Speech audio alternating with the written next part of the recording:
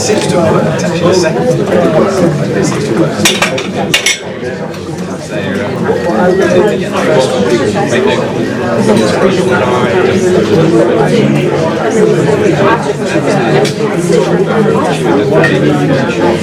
He said it was free.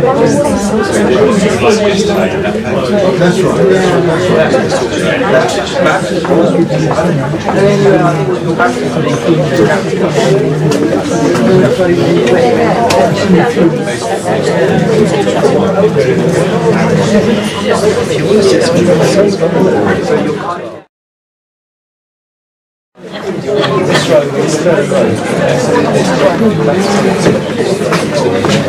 Can I ask you to take your seats, please, ladies and gentlemen? You've got your 1 minute warning.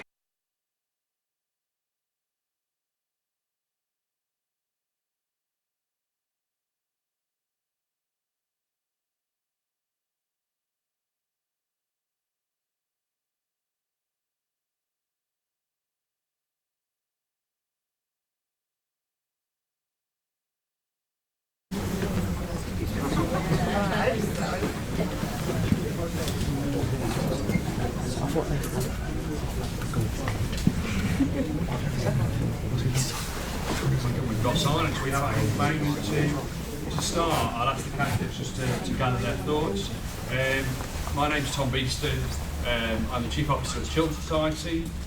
For those who don't know the Children's Society, we're probably the largest membership organisation in Chiltern, and our job is to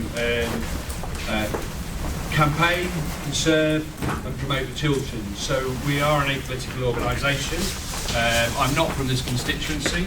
I've already voted, so I've got no axe to grind anywhere. I'm very much a swing voter, and have been all my voting life. So I'm actually looking forward to hearing from all the candidates or their representatives today. One thing I've asked all the people here to do from the candidate side is to abide by the Joe Cox pledge. And if anybody doesn't know the Joe Cox pledge, and everybody was happy for it, I think quite correctly, a couple of the people Jamie told me I was like a school teacher, which probably is, but this general election I pledge to set an appropriate tone when campaigning, lead by example to foster constructive democratic debate, promote and defend the dignity of others, including my opponents.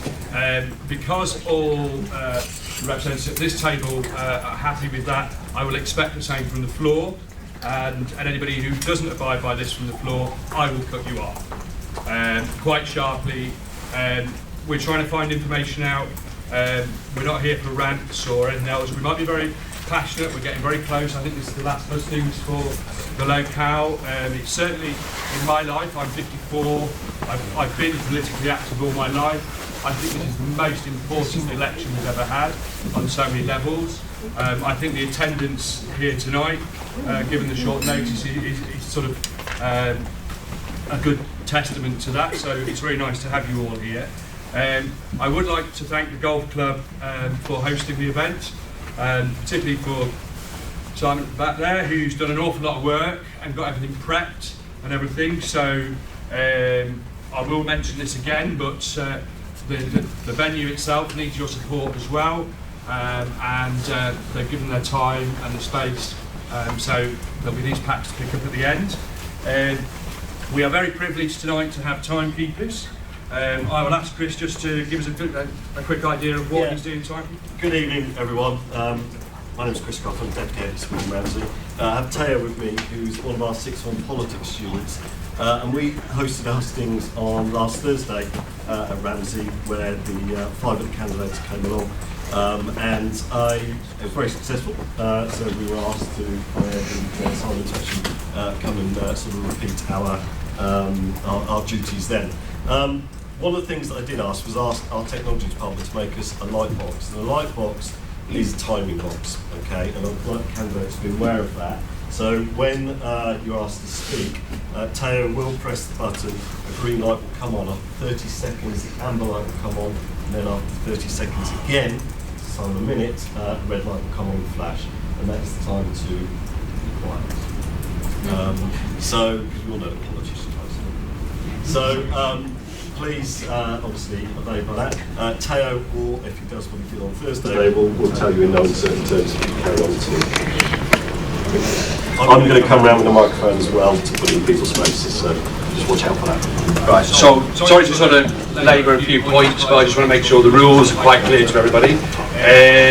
I'm going to next ask each of the candidates to give me 3 minutes maximum, preferably 2 minutes, definitely not 4 minutes.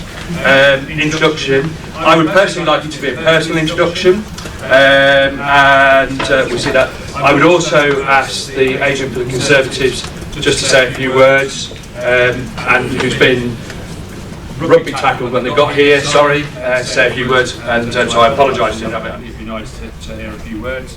Then I'm going to read a couple of prepared questions from members to set the ball rolling and to get a feel for things and to make sure everybody's behaving, myself included.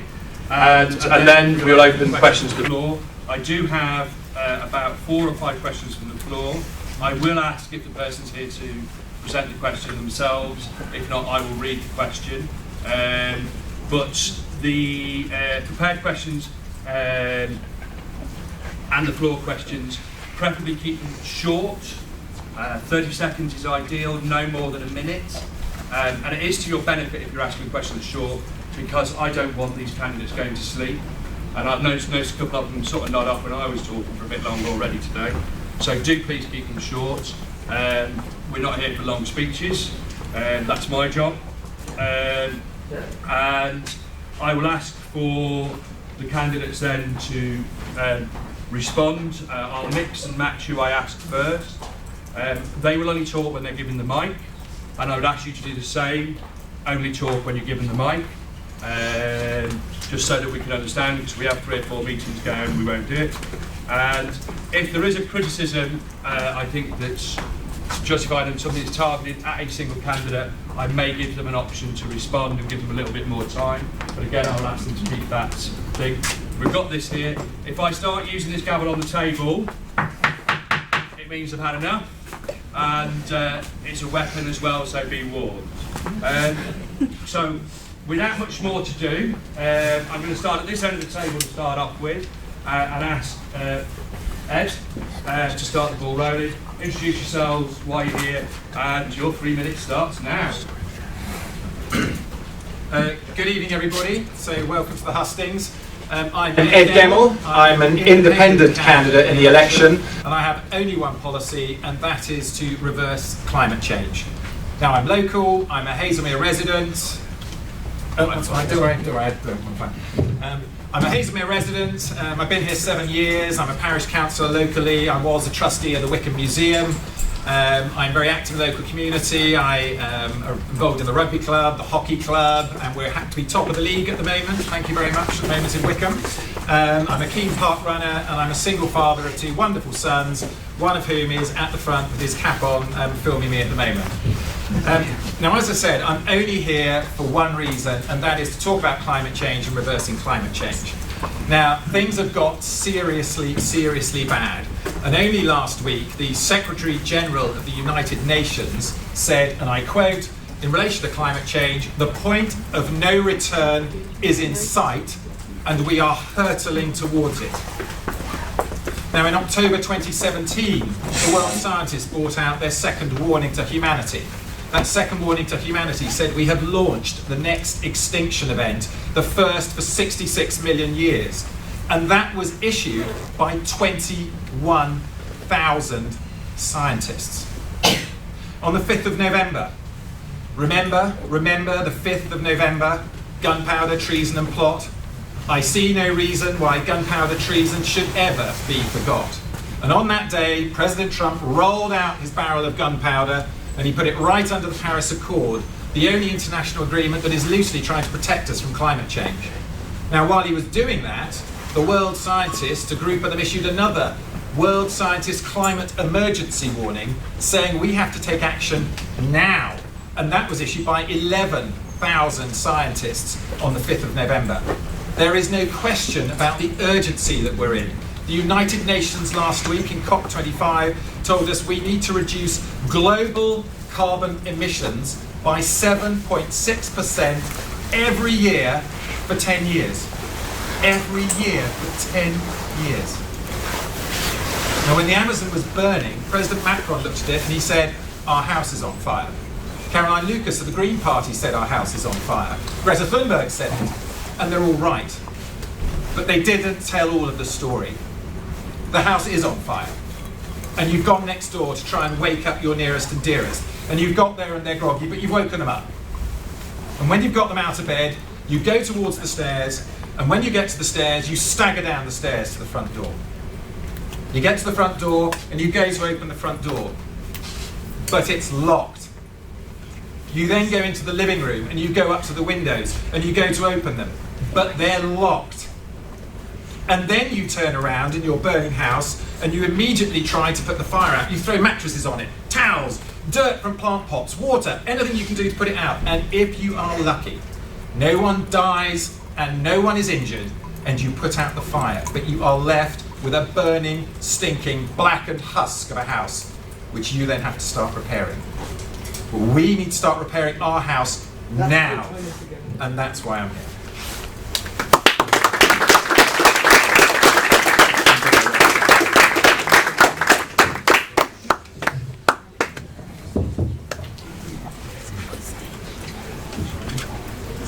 Okay, my name's Vijay Singh Srao. I'm the UKIP candidate for Wycombe.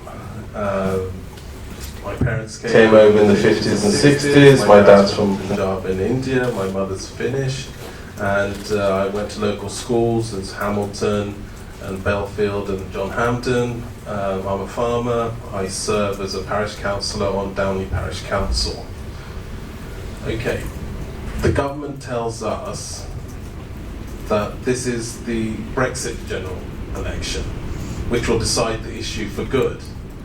But we had a referendum in 2016. Why haven't we left as yet? Now, it's been 3.5 years of indecision. Wycombe voted for a clean break Brexit at the European elections in May 2019. So why have our votes been ignored? Why haven't we got the deal we voted for?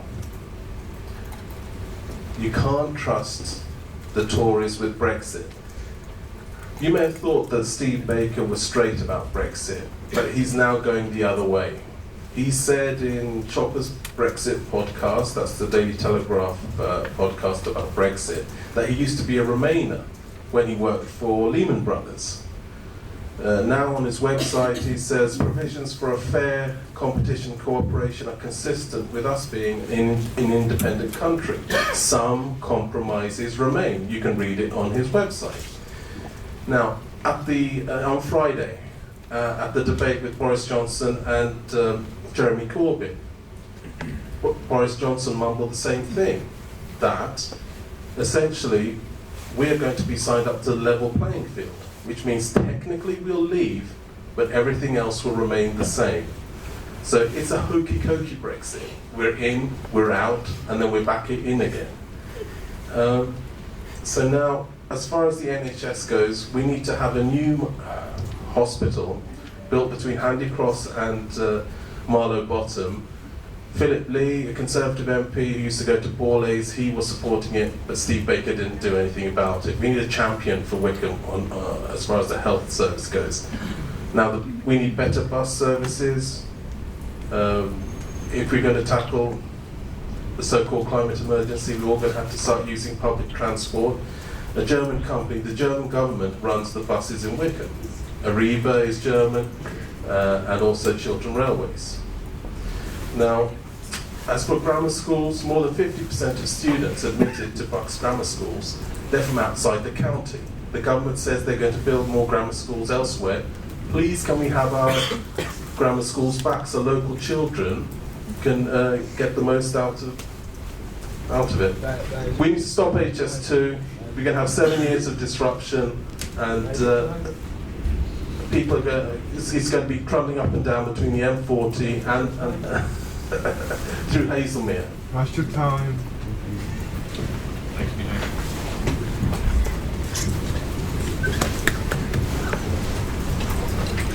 Well, thank you very much for inviting me here this evening to this lovely Hazelmere Golf Club. My name is Julia and I am the candidate for the Wycombe Independents, which is a political party. I'm not an independent as such because I believe that you need to be accountable to somebody. So by having a Wycombe Independents, it means that we residents are accountable to the Electoral Commission. Now, I was born in Beaconsfield and I grew up in Hazelmere. I grew up at Hazelmere Crossroads on Homer Green Road. So I know Hazelmere very well, and it's changed a lot. When I was growing up, Hazelmere Park was a park, and Manor Farm was a farm, for example.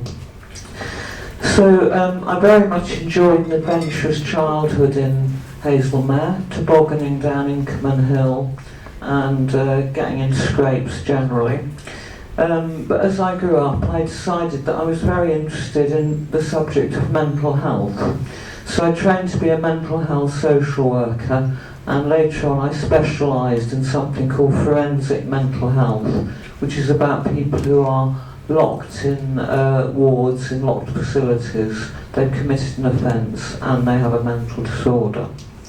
I've decided to stand for this election particularly because as a social worker I feel I should be a voice for people who don't have a voice. And one example of that is that my main pledge is a brighter future for our children. You may know that I'm a county councillor. In fact, I'm deputy leader of the opposition and I'm the longest serving woman councillor. So it's beholden to me to tell you that I think it's a disgrace that in the 6th wealthiest area in the country, in the 6th wealthiest country in the world, our children's services are rated inadequate. And they have been rated inadequate for years and years and years. And I expect services for our children in Buckinghamshire to be excellent, to be outstanding. And I will fight and fight until there's a proper start for our children with youth clubs, with social services, with sports facilities. Children don't have the vote, but I am here to speak for them and other people who don't have a voice. Thank you.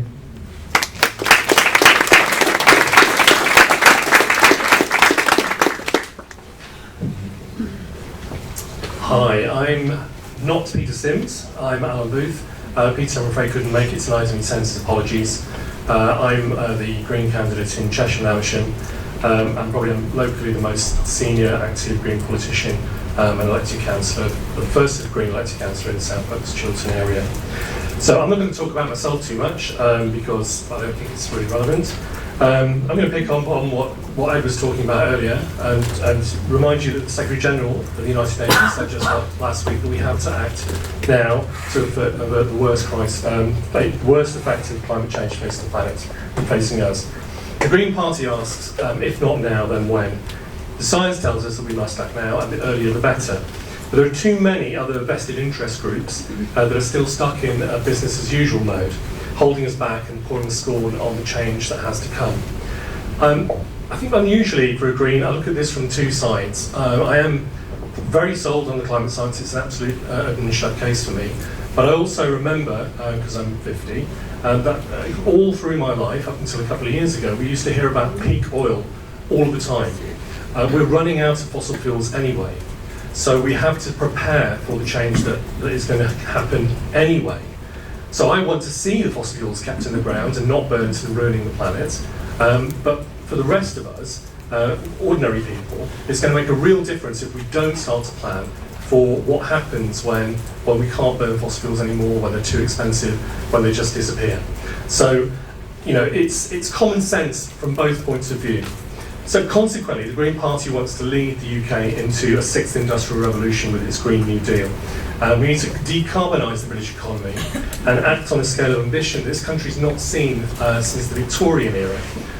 You know, Victorians built all our cities, streets, they called it sewerage, built railways. You know, we had telephones and then electrification of those cities, and they did pretty much all of this with only steam power. So I'm a realist, which is perhaps why I'm a Green. And we have to start to be realistic, all of us. The time to act is now. So how much time do I have? You would have 40 minutes. Okay, I'm going to pick up on a couple of things that my UKIP colleague said. At no point in either 2016 or 2017 have we voted for a clean break Brexit. Clean break is telling us that we just have to get out at any cost. 2016 saw us have a score draw effectively in the referendum for those who voted. But there are 4 constituencies in that vote: those that voted leave, those that voted remain, those that couldn't vote, and those that were excluded from the franchise. So only about 26% of the entire population is driving Brexit, which is no way to run a modern democracy. Thank you.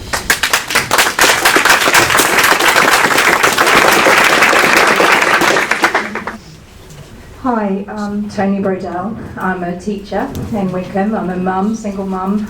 Ed is a single parent of 2 lovely girls. My oldest goes to school at Hazelmere Green Senior School, my youngest down towards High Wycombe. I have lived in Wycombe most of my life, about 43 years of my life, and my family still live and work here. My sister is a nurse at the hospital, and everything that happens in Wycombe, like it affects you, it affects me. I'm not somebody who set out to be a career politician. I didn't start out with this kind of big ambition to become an MP. But I just saw the state of things, and I've never been somebody who was very good at sitting by when things needed to be done and not doing something about it. I'm known for rolling up my sleeves and getting involved. So when I saw, as I do every day, the cuts to education, I couldn't sit by and do nothing. When I saw the cuts to health service, I couldn't sit by and do nothing. When I saw the mental health crisis, and Julia, I know, is passionate about this too. My background is emotional well-being. When I see that 1 in 3 children in our classrooms are affected by some kind of mental health crisis, I couldn't do nothing about it. When I saw that we're moving very rapidly towards a climate disaster, I couldn't do nothing about it. And the worst of much of this was the referendum for me. Now, however you voted in the referendum, and I obviously have quite strong views about it, I'm sure many of us do, one of the things that made me really sad about it was seeing what it unearthed. And I actually think that as a community and as a nation, we are far better than that. It makes me desperately sad to see that some politicians are pushing a very divisive rhetoric. As a community, we need to come together. That never, ever, more than now, have we needed to come together to confront the issues in front of us. Whether we're talking about our kids in our schools, whether we're talking about the climate emergency, whether we're talking about our economy, whatever it is that we're talking about, we need to come together, and we cannot be divided by politicians on any side of the spectrum. When I saw what was happening in our political system, my eldest daughter, and all credit to some of her teachers who are here tonight, said to me, "Mum, why is nobody doing anything about this?"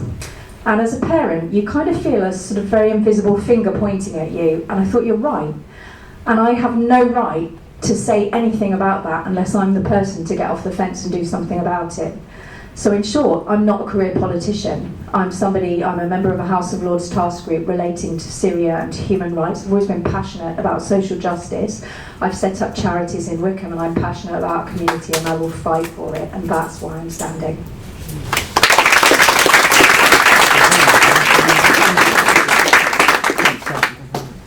Good evening, my name's Steve. Khalil Ahmed is our Labour candidate. Unfortunately, I had a prior engagement. This was organised quite short notice, so he asked me to jump in because I'm just around the corner. Someone said, oh, it's a bit of an away fixture then, because it's the Hazelmere Golf Club. I'm actually 50, I have 3 kids, I have a mortgage, I have a dodgy hip. I joined the Labour Party because of Jeremy Corbyn. Now, I know that's probably a minority opinion here, but I want to kind of tell you why. And why I've taken 2 months off my work to campaign for the Labour Party. I'm normally a self-employed, I have a small business with my wife. Why I've taken 2 months off to campaign for the Labour Party, and why dozens, even now, there are dozens of people out in the rain for Labour going door to door, because we could win in Wycombe, and that is unique and sensational. Now, the reason I'm doing this is for my kids, because I was given a privileged world. I was able to go to university for free. And when I left university, I went to live in London. A room cost £20 a week. That's different now. My parents, when they were 25, they'd had me. They'd already had a down payment on a house of their own in London. And only my mum didn't work, only my dad worked. And they led an extremely comfortable life. Everything was there. What will the world be like for my kids when they are 25? I was in Brussels recently. I met a young man, he's got a master's degree. He's working at a Brussels think tank. He speaks various languages, working for a political think tank. He was earning £3 an hour. And this is the world we've created. He has £50,000 in debt. He's living in half of a sort of tiny bedsit, sort of 1.5 rooms that he shares with another guy, because of course it's the only thing he can afford. He has to do 2 years of that contract to be able to get on the ladder, the career ladder. We have taken our future, we have mortgaged our children's future. And the reason why, and the reason I'm so disappointed, that not only did Steve Baker not come, okay, maybe he had another grudge, but no one from the Tory party could be bothered to speak here this evening, is they have sent the world over a cliff. 40 years ago, Margaret Thatcher came to power, and she had this big argument, free markets, everything will sort itself out. Now, it was an intellectually coherent argument. I think Steve Baker's probably the last person still making that argument, because what it's given us, it's given us massive social inequality, which is increasing all the time. It's not a free, fair market, it's huge monopolies which are creaming off as much as they can get. And Steve Baker is voting for tax cuts for corporations, tax cuts for the wealthiest, while more and more people sleep on the streets. When I was a kid, there was no one sleeping on the streets. This is not a coincidence. This is a political decision. It has been made by the Conservative Party. We are heading towards climate catastrophe. It's not just because of bad decision making. This is when you give business free rein and their lobbyists can tell governments what to do. And unfortunately, that influence of lobbyists over politics extended right into Liberal Democrats, even to Labour Party, who are now under new management, and we are hoping to offer a new deal and real change. Sorry.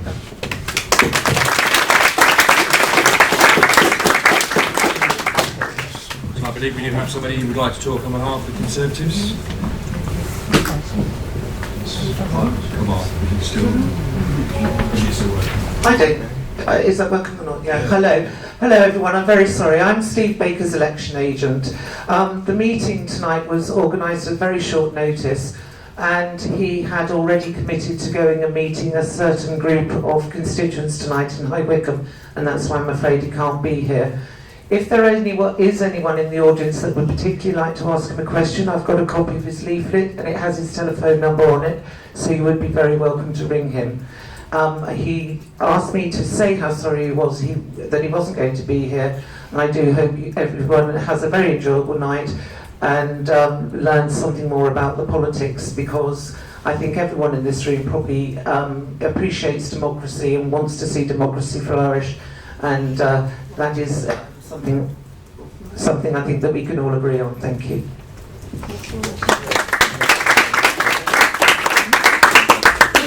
Right.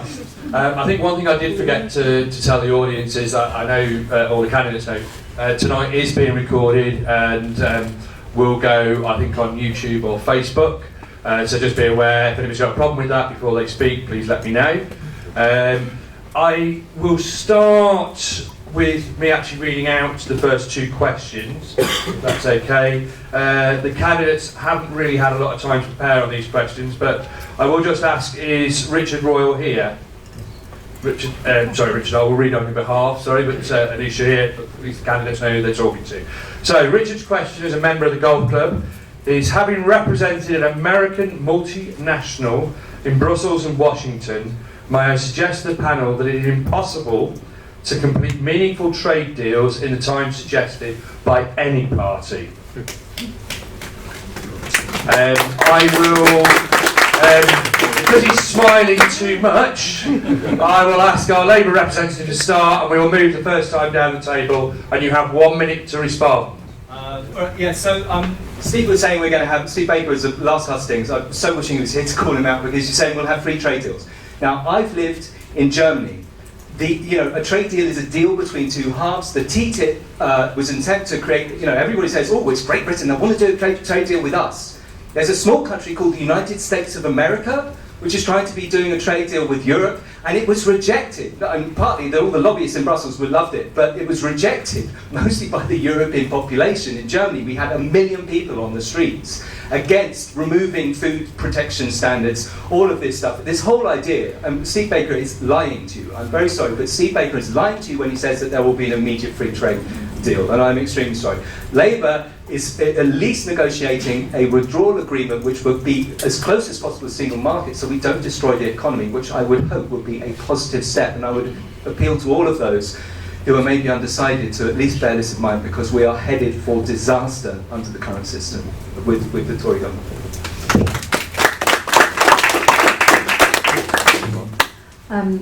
So, thank you, Richard, first of all, for the question. In short, yes, it's absolutely impossible. I think it is ridiculous for the Conservative Party, on the one hand, to be saying one of the reasons we need to be leaving the EU is the amount of bureaucracy. On the other hand, we're going to get Brexit done like that. It doesn't make sense. And that, the whole get Brexit done thing is a lie. It is, I think it's not rocket science for anybody to understand that the complexities of negotiating complex trade deals between different nations takes time. It takes diplomacy. It takes going back and forth and negotiation, and that cannot be done in the way that the Conservative Party are trying to make us believe it can be done, trying to simplify things. They know that people are sick and tired of this situation, and they are trying to get out of that by making us believe that Brexit will be done like that, and it will not.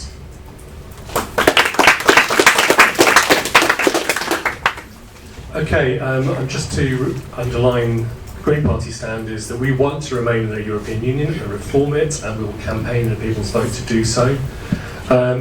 Brexit, such as it is for the end of January, and the slogan we all know, get Brexit done, is only to leave the legal institutions. We have the withdrawal agreement then, which puts us into a period of limbo, really, with a possible new cliff edge coming at the end of next year. At which time, if we can arrange a free trade deal, we'll still end up with trading arrangements with lots of countries around the world worse than what we have. I think I read a statistic this week that said we had to complete something like 739 treaties in that time to be where we are at the moment. We already have a free trade deal, the best free trade deal, and the best deal in Europe, which is Germany plus. We're not in Schengen. We have the pound. We don't have to take part, sadly, in the refugee programme.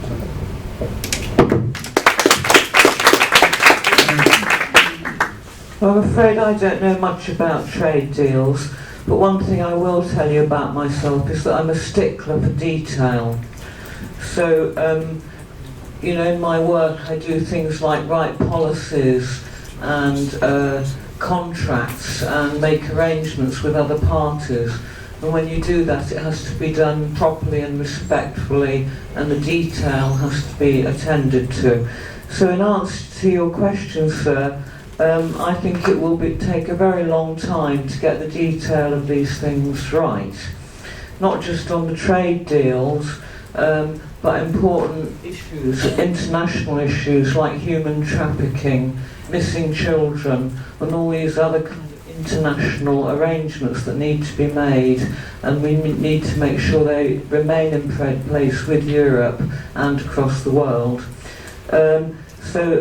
Basically, I think things should be done properly. They shouldn't be rushed, and I don't believe that Brexit is oven ready.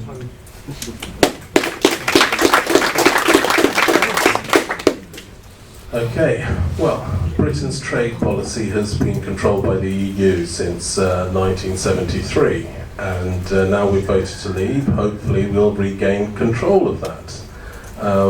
However, from what I've heard from my cousin, who's a special advisor in the Finnish government, they hold the EU presidency. All that's going to happen is that we will technically leave and everything else will remain the same. So it's Brexit in name only. But what UKIP want is a free trade deal with the EU where we have tariff-free trade on goods and services while maintaining regulatory independence. If they don't want to do that, then we should leave and trade under WTO rules. At the moment, we have a deficit of 64 billion with the EU. Means we buy more from them than they buy from us. But we have a surplus with the rest of the world of 33 billion. We should have a Commonwealth Free Trade Agreement. Great, thank you for the question. The short answer to the question, I mean, it's been answered 3 or 4 times. It isn't going to be quick, so we know that it's going to take a long time. In terms of Brexit generally, oh dear. Yeah, Brexit, okay. Brexit, Remain, Brexit deal. I have to say the sky isn't going to fall on our head either way round. If we remain, if we go out, if we have a deal. It will be difficult, not everyone's going to agree, it isn't going to be perfect under any of these circumstances, but what it is it's a distraction.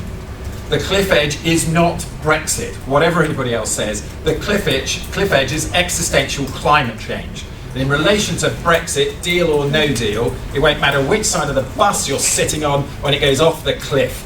So let's deal with the big issues first.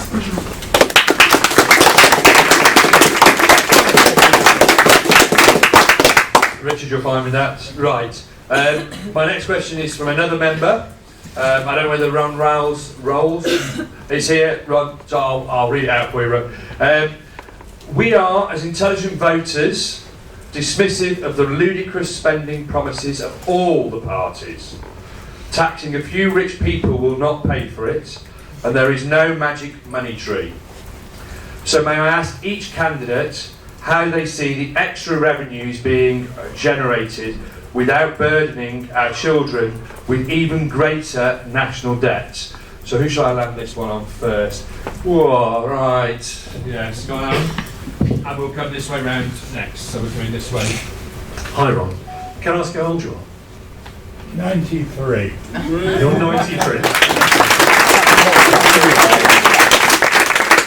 And can I ask if you have any kids? Have you any children? I had 2 children, I've got 1 left, and I have 3 grandchildren, 2 great-grandchildren, and another great-grandchild on the way. Okay, brilliant. When was your oldest child born? 1949. Okay, so he was born into a world where the national debt was 243.8% of our national income. And we have now got national debt of about 86.1% of our national income. The best that it's ever been under Labour was 29.1%, and that was in 2001. And the best that it's ever been under the Conservatives was 28.1% at the height of the privatisation boom under Major. We have been able to borrow, to invest, and to pay back all this money in your kids and their kids' lifetime. It's something that we can do as a country if we just accept that there is a real need to invest in the change that has to come that I described in my opening statement.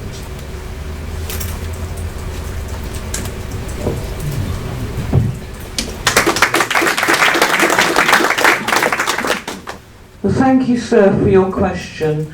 I'd like you to know that one of the reasons I'm standing for Parliament is that I believe that politics generally needs cleaning up. That politicians need very tight regulation, political parties need very tight regulation, and we cannot go on having sham consultations and badly organised referendums and things like that. So, you know, take me for example, sir. I could be promising to spend £1 trillion tonight on the environment, couldn't I? I could promise that in the likely expectation I wouldn't get elected.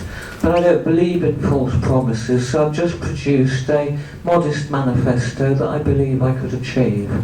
Now, we are in debt £1.7 trillion, which is shocking. And we should be trying to manage our economy better, making economy work for people, not for multinational corporations that pay no taxes. And we need realistic spending based on a properly costed manifesto. Thank you. Okay, well, has anyone heard of a double Irish with a Dutch sandwich?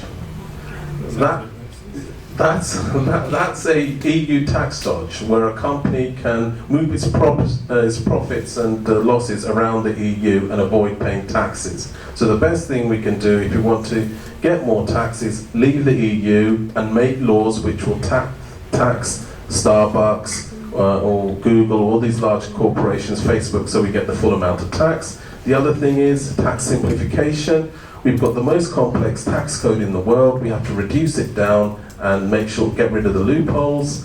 And now, I like to take issue with the Green Party person here, because now we have a personal debt which is like 500% of national income. We have corporate debt, and also we are liable for the debts of EU people who have their bank accounts here, and also EU corporations.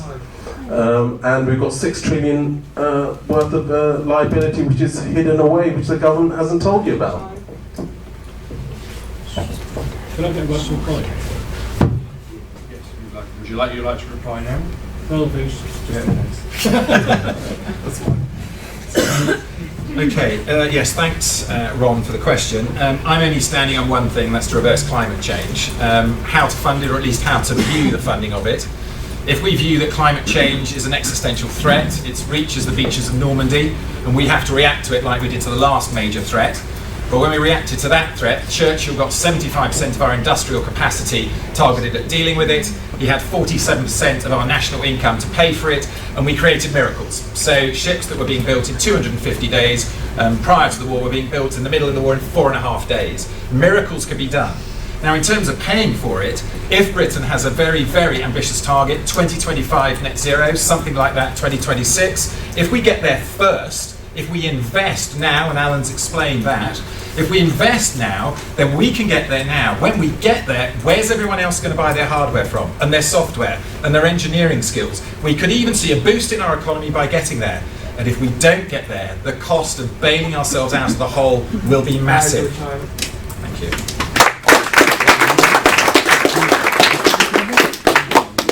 Yes, so 2010, there's no money left. Labour bankrupted the country. The banks bankrupted the country. This is a truth that has to be told. It was a financial crisis worldwide. At that time, national debt was £1 trillion. Do you know what it is now? It's actually 1.8, not 1.7. The Conservatives have incurred more national debt in that time than all Labour governments put together. And they cut, and they cut, and they cut, and they cut. And this was completely wrong economically. They've taken money out of the system. It can only be replaced by people essentially taking on private debt. Mortgages have expanded massively in the meantime. And this is the terrible thing, that actually by investing in people, that's how you get the economy going. Instead, they put up that so ordinary people have less money in their pocket, and they cut taxes for the richest, who can maybe spend it on a holiday home, or even if they're extremely rich, can send it to the Cayman Islands. Now the EU does enable some tax evasion. We must crack down that, absolutely. The biggest enabler of tax evasion is the British state, through its crown colonies in the Cayman Islands, and the Conservatives have repeatedly failed to control that.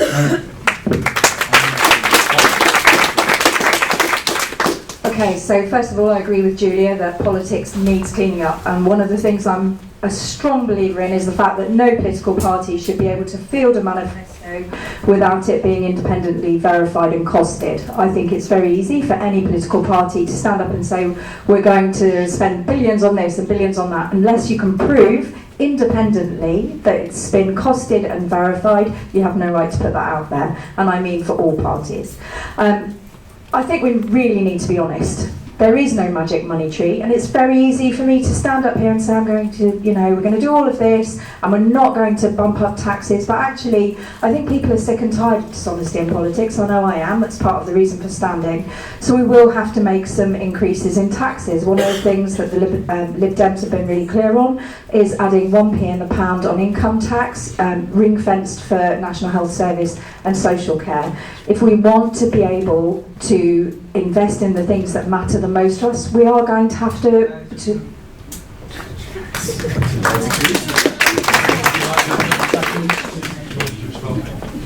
Okay, Steve kind of covered it, because we are offering to spend £1 trillion, £1 trillion, to fix this problem. The good news is that we're only going to have to pay that money back if we're right.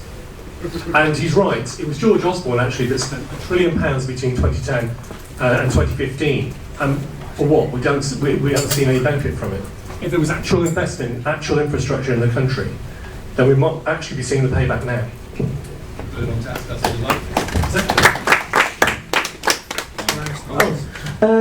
Well, I'd like to scrap HS2 because that would save £60 billion.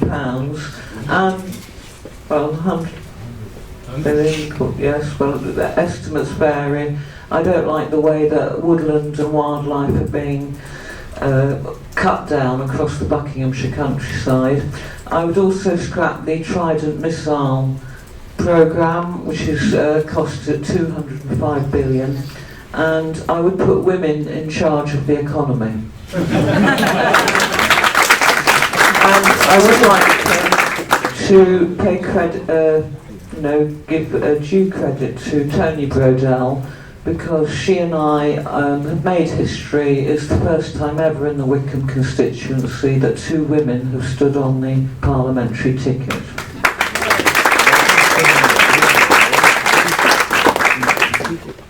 Ron, are you happy with that? Have you got your information? I do feel very strongly that candidates were very sincere. I still feel that they all rather take us for granted. And, we're not going to be able to do half the things any one of them suggests. The money is not there. The only way it's going to get there is by getting out of this mess we're in with Brexit and getting our own economy going on its own, as we have done in the past very successfully. Thank you very much, Ron.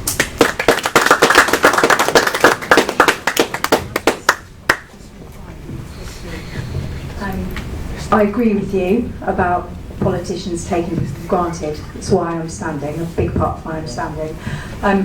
One of the things I want to make clear is the IFS has costed and looked at all of the manifestos and has said that the Liberal Democrat manifesto is the only one which will not take us towards a downward spiral into debt of all the political parties. That's an independent costing, an independent verification. Remain bonus of 50 billion from cancelling Brexit will be money that we can invest in all of those services, and also the uncertainty of stopping Brexit will actually lead to investment.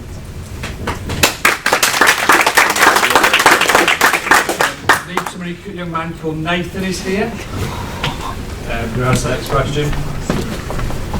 Nathan, could I please ask you to keep it short? These guys behave reasonably well so far.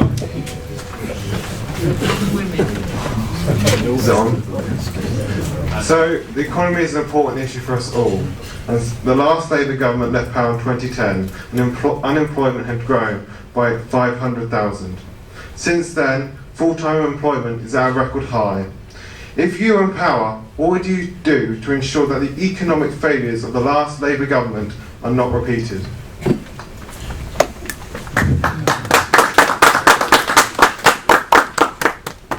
You are, because I'm sorry, he was directed. Okay, I went to Stoke Mandeville Hospital the other day. The porters, the cooks, the cleaners they're not on NHS contracts anymore, the majority of them. They work for a company called Sodexo. It's all been that behind the scenes, it's all been privatised already. There are a few still on NHS contracts. They're earning like £9.2 an hour. Pretty hard to pay the rate in Buckinghamshire on £9.2 an hour. The Sodexo guys, they're on minimum wage, £8.12, 0 hours. The trade union, Unison, was trying to organise a protest against this. And a manager came up to them and said, if you join that protest, you will have no more hours. Now this is what you've created. You've created employment, which is essentially serfdom.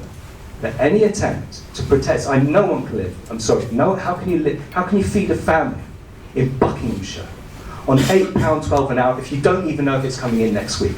And that puts you in a position of utter weakness against exploitative employers. This company, Sodexo, it made £1 billion profit in the UK last year. They are milking the NHS. That's not the kind of employment I want. I want good unionised jobs.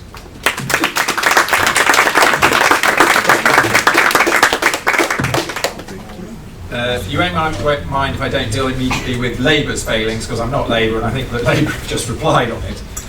But talking about economic failures, if we don't solve the biggest issue facing us, the climate crisis, we have a massive economic failure in the future. If the 3 to 4 degrees of warming that is projected now by the UN is the exact direction we're going as of last week, it used to be our worst case scenario. At 3 to 4 degrees of warming, in 20 to 30 years, you see 250 million up to 1.3 billion people on the move from around the world. And they'll all go north, because there's nowhere else to go.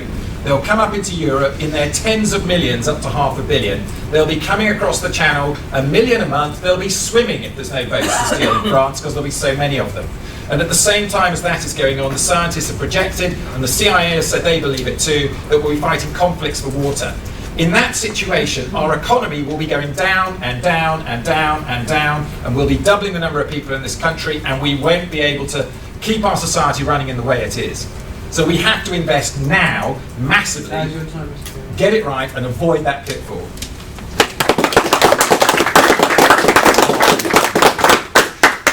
Well, we've had this consensus for the last 25 years, you know, this Blair, Brown, Cameron, May, Johnson consensus about the way to do politics. But isn't it funny, we've got record employment, but we also have record debt. The reason is because big business is subsidised to the tune of £96 billion a year. So the more people that come here, the bigger the debt is will grow. The system just doesn't work. Now, I think what we have to do is look at the foreign aid budget, and we have to use that to invest in the country. Because I was speaking to somebody who works in that department, and they just want to give away money. I said, look, it will lead to corruption. I've seen some of these projects abroad. But they don't care. As long as it meets their formulae, they will give it away. Thank you. Well, I mean, one of the advantages of being independent-minded is that you can look at the other parties and say what you think is good and what is a weakness. I didn't think everything about the last Labour government was a bad thing whatsoever, but I wouldn't, because I was a Labour parliamentary candidate in 2005. But I felt it went badly off the rails with the war in Iraq, and then kept going further off the rails after that. And Leanne Byrne did have to leave a note saying, "I'm sorry, the cupboard is bare." But I believe the nature of employment is going to change, partly because of what Ed is saying, that we're going to have more employment in renewable energy and that kind of thing. And also we're going to need, as this gentleman was intimating here, this young man here, that we're going to need more investment in local economies. So we need to think about the local economy of Hazelmere, for example. Hi Nathan, my background's in financial journalism. I worked for the Wall Street Journal for a long time. I reject the premise of your question because in 2010 we were at the end of what was the worst financial crash worldwide since the Depression in the 30s. We have seen growth since then that's been no better, it's been the worst growth since the South Sea bubble in the 1730s. The growth in this country has been appalling, and the economy has not recovered. So all the spin that you hear from the Tories about how we need a strong economy for a strong NHS, well, we do, we really do. We don't have it right now. It's absolutely, the economy right now, what you've been living through, what you're going to go into in the world of work, is terrible. Nobody's getting a pay rise, nobody's getting a better standard of living. The best time for workers, most people, the big central block of people in this country was during the 60s and 70s on the highest union membership, and people were able to actually fight for a better deal for themselves collectively. Okay, so first of all, I want to say that we have to stop the polarisation of politics, because until we sit down together as political parties and actually look at the long-term plan for the future of our country, all we're doing is bickering like children while the fire is burning. Secondly, I think, absolutely. Secondly, so that's electoral reform. Secondly, we need to be looking at things more holistically. We cannot be, for example, just focusing on our business without looking at the climate. As you said very rightly, we are looking at a green economy right now. We're looking at building our economy in ways that we haven't had to focus on before. We need to be sitting down together as parties to do that. The Lib Dems, we focus on a wellbeing budget, so every policy being judged for its merits and its impacts on people throughout all levels. I think we also need to be, we need to be learning from our mistakes, being humble about them and moving forward. Nathan, you okay? Right. Is Peter Titchbon here? Yeah. Thank you. So I'm a local resident. I'm a local.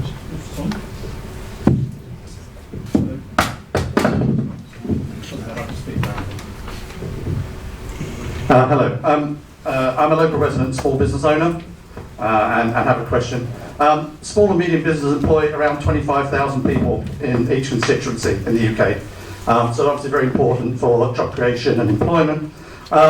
Where one of the major parties, Labour, have announced an attack on small businesses, where businesses with modest earnings of even only £20,000 in profits would see their taxes go up 41%, and the largest businesses, so businesses around £80,000, would see their taxes go up nearly £7,000. Surely calls businesses in this constituency, of which there are 830 since 2010, new ones, to shed jobs to make ends meet. So what I would ask is, what would you do as candidates, if you're successful, to encourage enterprise and aspiration for budding business owners?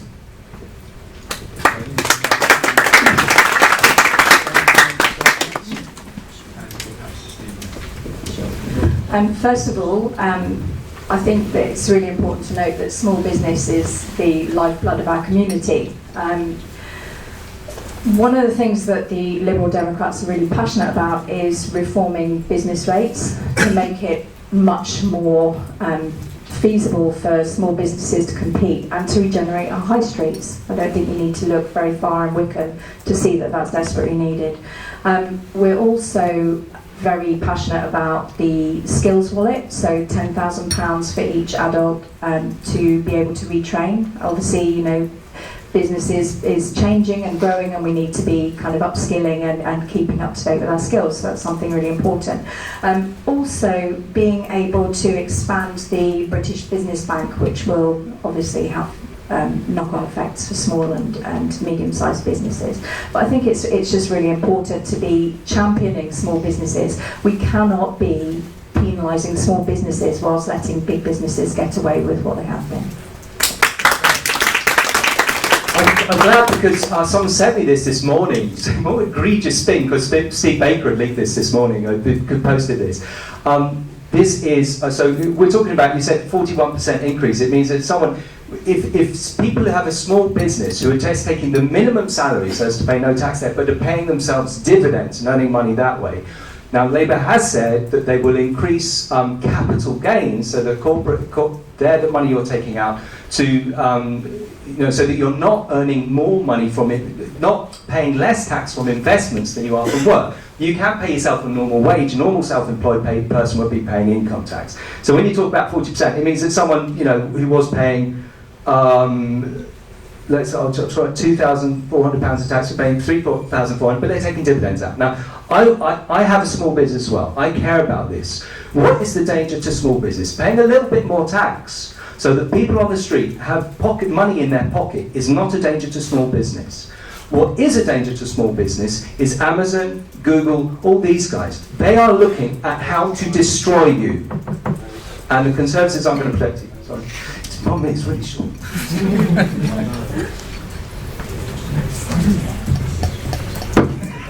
Great. I'm just going off what I'm told, so.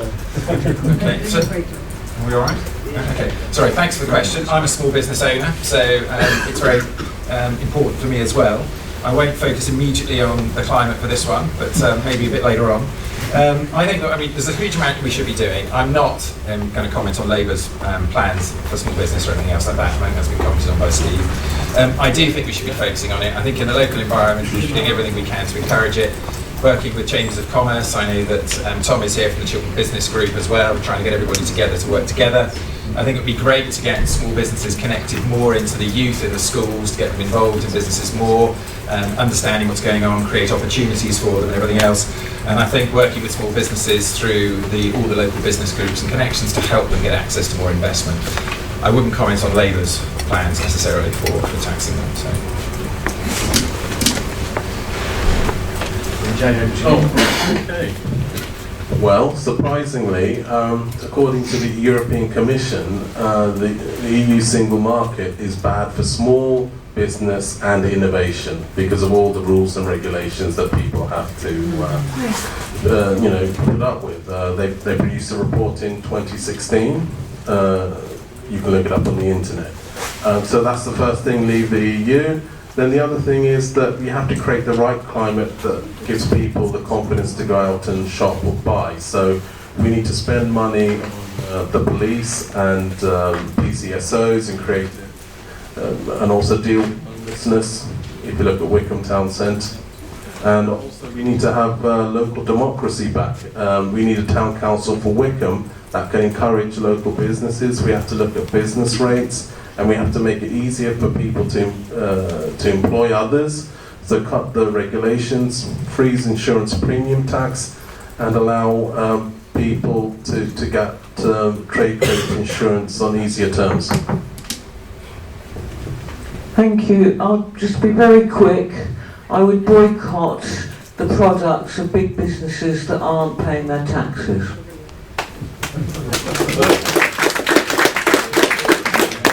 And I would take over empty properties, shops and offices and offer them to small businesses on a reduced rate. I would promote the fact that Buckinghamshire is the most enterprising county in the UK, having more small businesses than any other, and that Wycombe is our economic heartland of Buckinghamshire. And it generates the most income for the rest of the county, so we would be able to modify the business rate, I do believe.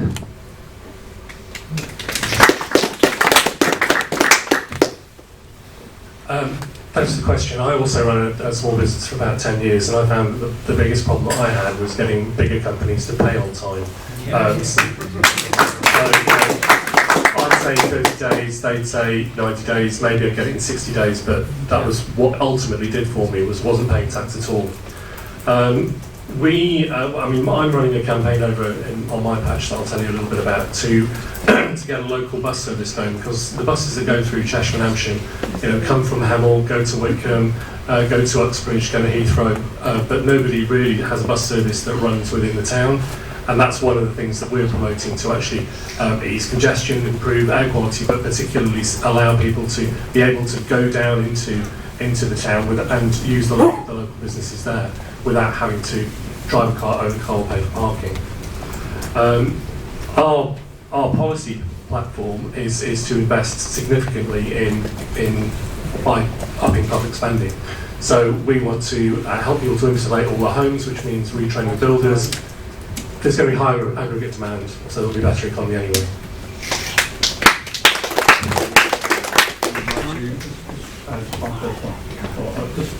Just following on from what you said there, Anna, I think that the point I'd like to make, following on from Steve's point, was that business owners invest capital and risk capital. So to start up your bus service, somebody's going to have to buy a bus. They're going to have to put some fuel in it, they're going to have to advertise the process and all the rest of it.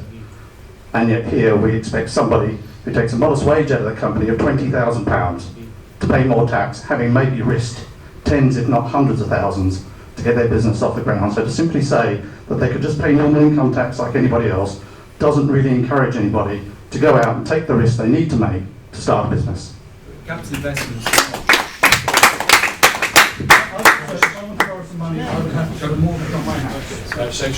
I've seen one or two itchy seats, so I'll first go to the floor here. I will come back to the table. Sorry, sir, can you say your name and... Sorry. Tony Hill, Company Secretary of a small business that delights in selling wine to the public. So it is a real public good. I'm also a Liberal Democrat, another good public good. Can I just please put one real plea? My son runs this business along with the 4 or 5 people who he trains up regularly, all to good tasting levels. And the thing that's crucifying them at the moment is the prospect and the slow growth of Brexit. Changing prices all the time. What's the price going to be? Will our suppliers be able to get stuff through? Funnily enough, the oddest one of all, I'd ask you, how on earth would you ask a business to cope with this? They've swamped the warehousing market, filling it up with booze twice, so that Boris Johnson could get a late Brexit and get an election. What's your question? The question is, why on earth aren't those trying to encourage small businesses opposing Brexit, like the Lib Dems?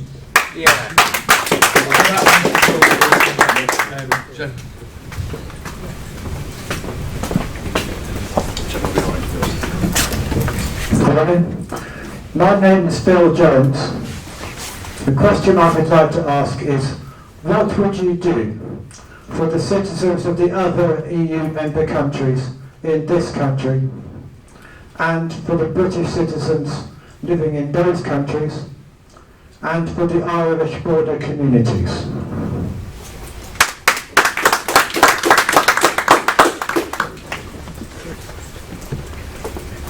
Do you want to do that? So, I'm going to ask for a very quick 15 second of each of you response to that if you'd like to make it, starting. Yeah, so guaranteeing peace in Northern Ireland, guaranteeing the rights of EU citizens here and guaranteeing the rights of UK citizens in Europe, and I was one, has always been a fundamental position of the Labour Party that has to be guaranteed. That's why Labour's softer Brexit deal would be ready to go and has essentially already been negotiated in Brussels. So that the human rights of people, they should not be on the line, and the fact that hard Brexit Steve Baker has risked war, the outbreak of civil war again in Ireland, is disgusting. I'd agree about Northern Ireland. I went to Wycombe High and remember the IRA bomb phone calls coming to Wycombe High with bomb threats. It's really simple. We need to stop this craziness and stop the Brexit craziness and deal with the issues, the domestic issues which are underlying Brexit. 350 million for the NHS on the side of the bus got traction because people were fed up with the NHS, not with the EU. We give 100% rights to the EU 3 million that are already here, and we would hope that the other countries would reciprocate. My two oldest kids live in Brussels. They were born there. They've only ever lived in Brussels. One of them's not going to get a passport to become a Belgian. They're going to have to convert to become European citizens to be able to live in the town that they were born in, because we were promised that was how it's going to be from now on. Thank you. I voted Remain, but my political party, we feel that the people who voted to leave did so through a democratic process, and their views need to be respected. Personally, I wouldn't accept a no-deal Brexit, and I'm very concerned about the EU residents living here. If there was another referendum, I would vote Remain again. But I fear that we risk this psychological civil war going on and on and on over Brexit. It's very divisive, very damaging. Vijay, I'm going to allow you 45 seconds because you're probably a bit of a loud voice. Okay, yeah. My mother's still a Finnish citizen. I mean, I did joke and tell her right now you're getting deported, but more seriously. We should treat EU citizens here and British citizens abroad, with respect. And any EU citizens who want to stay on, they have to follow our laws, rules and regulations. They can't have any special treatment. They have to be the same as everyone else. And I hope British citizens abroad will comply with the laws of those countries. And as far as the Irish border, there must be no regulatory or customs border down the Irish Sea, which separates Northern Ireland from Great Britain. You cannot compromise on the integrity of the United Kingdom. There must be no surrender to Brussels or the EU. You're seriously saying no surrender? You're talking about hard border in Ireland? I don't want to see the People have the same.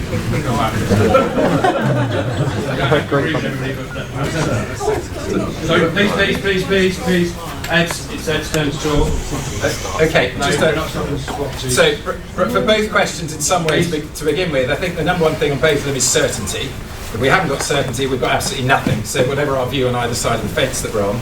In relation to EU citizens and here and British citizens abroad, I think we should immediately have a stake in the ground that everyone knows their rights as of today are absolutely guaranteed and they're not going to change, and they shouldn't be waiting for the result of what's happening in Parliament on Brexit and Remain to decide it. I think it's ridiculous. And I would like to follow up on what I think Julia and Toni said a little bit, which is connected with this. Where is British pragmatism? Where is British collaboration and cooperation in all this? All the parties should be sitting together to solve all these issues together in a pragmatic British way to move forward. And if we did, we'd have certainty on all of these issues now, and we wouldn't be waiting for 3.5 years to get here.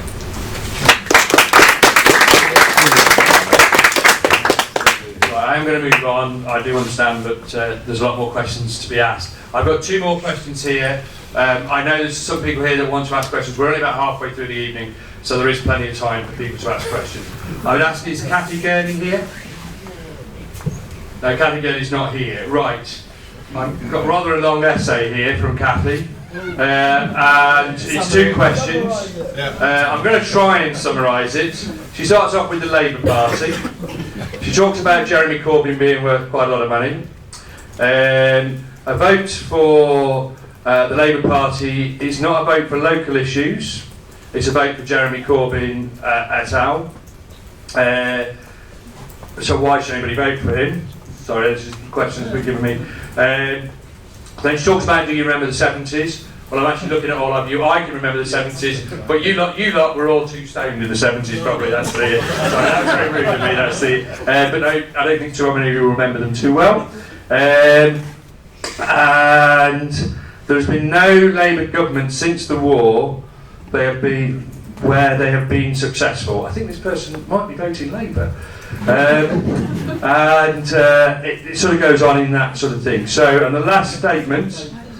The policies currently being trumpeted by Jeremy Corbyn and John McDonnell are significantly more left-wing than any Labour government policies since the war. So history and the facts of the past tell us that these policies never work. So why are they being resurrected now? So I actually think I'm going to start with Ed and come down to here. I am going to ask you to be very, very short on this. I'm going to give each of you 30 seconds. I will give the Labour Party probably 35 seconds. So I think you should give the Labour Party all of the time on this one, actually, to be honest with you. But anyway, so comments on Corbyn, John McDonnell and everything else, I'm not sure I'm qualified to reply on that, and I'll certainly leave Steve to do that. Do I remember the 70s? Yes, I was 3 to 13, so I started it crawling around and staggering about. I then got off to school, wore shorts, played, cut my knees, wandered off, then I suddenly went through, did my 11 plus, got through it, moved on. What did I do then? Played a bit of rugby, played a bit of hockey. That's all I remember from the 70s. Does that answer the question? Well, I admit I was a bit of a politics nerd, and I used to read the broadsheets in the 70s and also watch party conferences. So anyway, look, it's a free country. We've never actually tried socialism in this country before. They've all been social democratic parties. So I think what really scares people is that Jeremy Corbyn is the Labour version of Margaret Thatcher. But in Wycombe, there's no chance that Labour or anyone else is going to win. Steve Baker's going to win. But what I'm telling you is, if you believe in a clean Brexit, a true Brexit, where we are a free and sovereign independent country, you should vote UKIP. It's safe to vote UKIP. Thank you. I did read the essay, the question. It said that the Labour Party was run by Labour lobbies who were very well off. People like Emily Thornberry and Jeremy Corbyn are very well off. But I actually think they're well off because they've got houses in London which are quite valuable properties. But for myself, I think that the Labour Party is a very good thing. I think it's dominated by trade unions, not by Labour lobbies, so they made that ridiculous mistake of having Ed Miliband instead of David Miliband. If they'd had David Miliband, then we would have never had the coalition government, etc. And if Gordon Brown hadn't been so ambitious, then Labour would still be in government, would have been continuously in government in my view. So no, it's not run by Labour lobbies, it's more run by the trade unions, but for the working person. If we hadn't had the Labour Party, we would only have Liberal Democrats and Conservatives, and that would have been terrible. Okay, I think it's ridiculous to suggest that the Conservatives aren't the most wealthy, the current cabinet and the last cabinet aren't the most wealthy, and that we have people here with a list. I mean, you guys haven't seen the list, but apparently somebody's put together a list of how much certain Labour politicians are worth. I'm certainly worth no money. I make £34,000 a year. I don't remember the 70s, but I tend to like to look things up. So I don't remember the 60s or the 50s or the 40s, but I can actually find out the information from the Office of National Statistics. So in terms of the premise that every Labour government has brought the country to its knees and every Conservative government has had to right all those wrongs, in terms of the national debt position, public finances, which is what we basically all worry about the most, is that most times the governments in power since the war have improved the public finances. But there are two occasions when... No, most times. Okay, so I've got nine governments in front of me here, but two Conservative governments left power with the public finances up, and one Labour government left power with the public finances up, and that was after the 2008 crash. Okay, so the best thing that the Conservative Party ever did was hire Saatchi to spin the fact that they are better with public finances.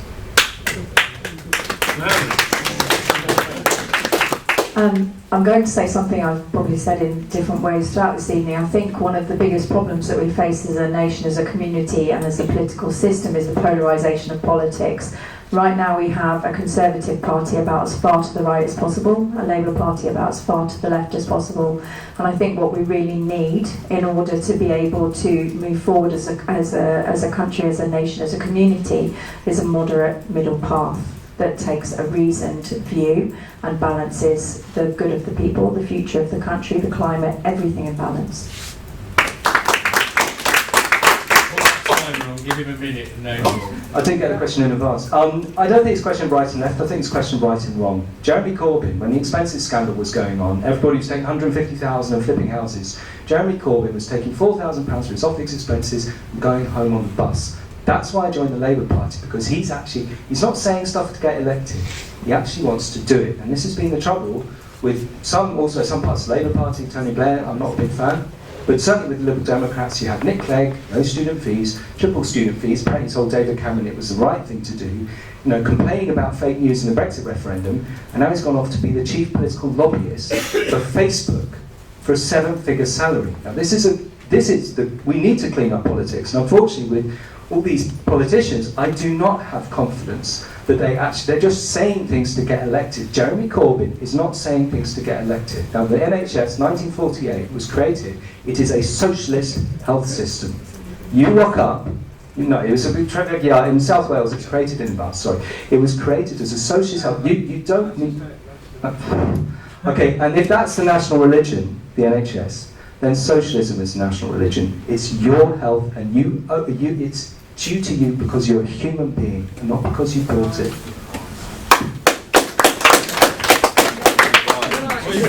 I'm not going to ask for a response to that because there's quite a few questions to come. So I want to get through the questions first of all, and I'll come back to asking questions again. Right. So is Oliver Mealy in the room? Right, this is the last question I'm going to read out. With John McDonnell calling for direct action and saying that no Tory MP should be able to show their face in public without being challenged, mass momentum activists breaking up public meetings shouting Nazi, fascist and scum at Tory candidates, Labour activists painting dyed Tory scum on bridges and calling candidates murderers, do you condemn that behaviour and how do you see a return to more civil politics? Many thanks for the apologies and confusion. It's quite a provocative question. I would actually keep it quite short because I've spoken to all of you before and I'd actually do the answers for you. So, first of all, I signed the Stop the Nastiness pledge by Compassion in Politics. I sit on the board of directors of a global organisation for kindness. During this campaign, my children and I, and for those teachers in the room that teach my eldest daughter, she doesn't know, I received a threat towards my children. I absolutely condemn any threats or aggression or intimidation towards any political candidate, regardless of which party they're a part of.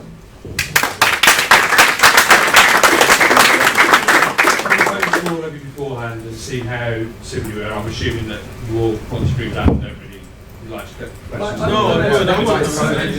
I'm a momentum activist. Now, people have got this sort of impression. Now, I'm 50 with a mortgage, small business. I'm a momentum activist. John McDonnell's direct action saying, I just googled it. It was in relation to a third runway in Heathrow. There was someone else who said he would lie down in front of the bulldozers. Remember who that was? Sir Boris Johnson.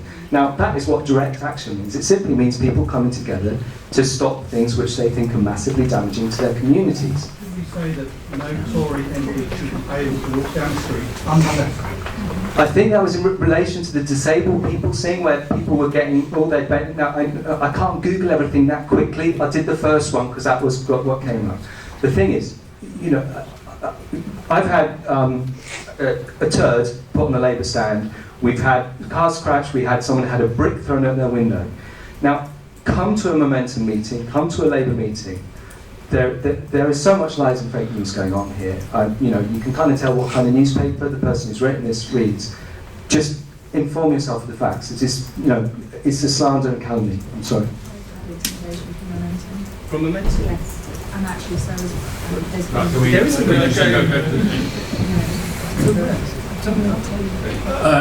wasn't it yesterday that Matt Hancock was in Leeds and we had headline news that some Labour activists had punched one of his advisors in the face, which then turned out to be just a big fat lie coming out of Tory central office.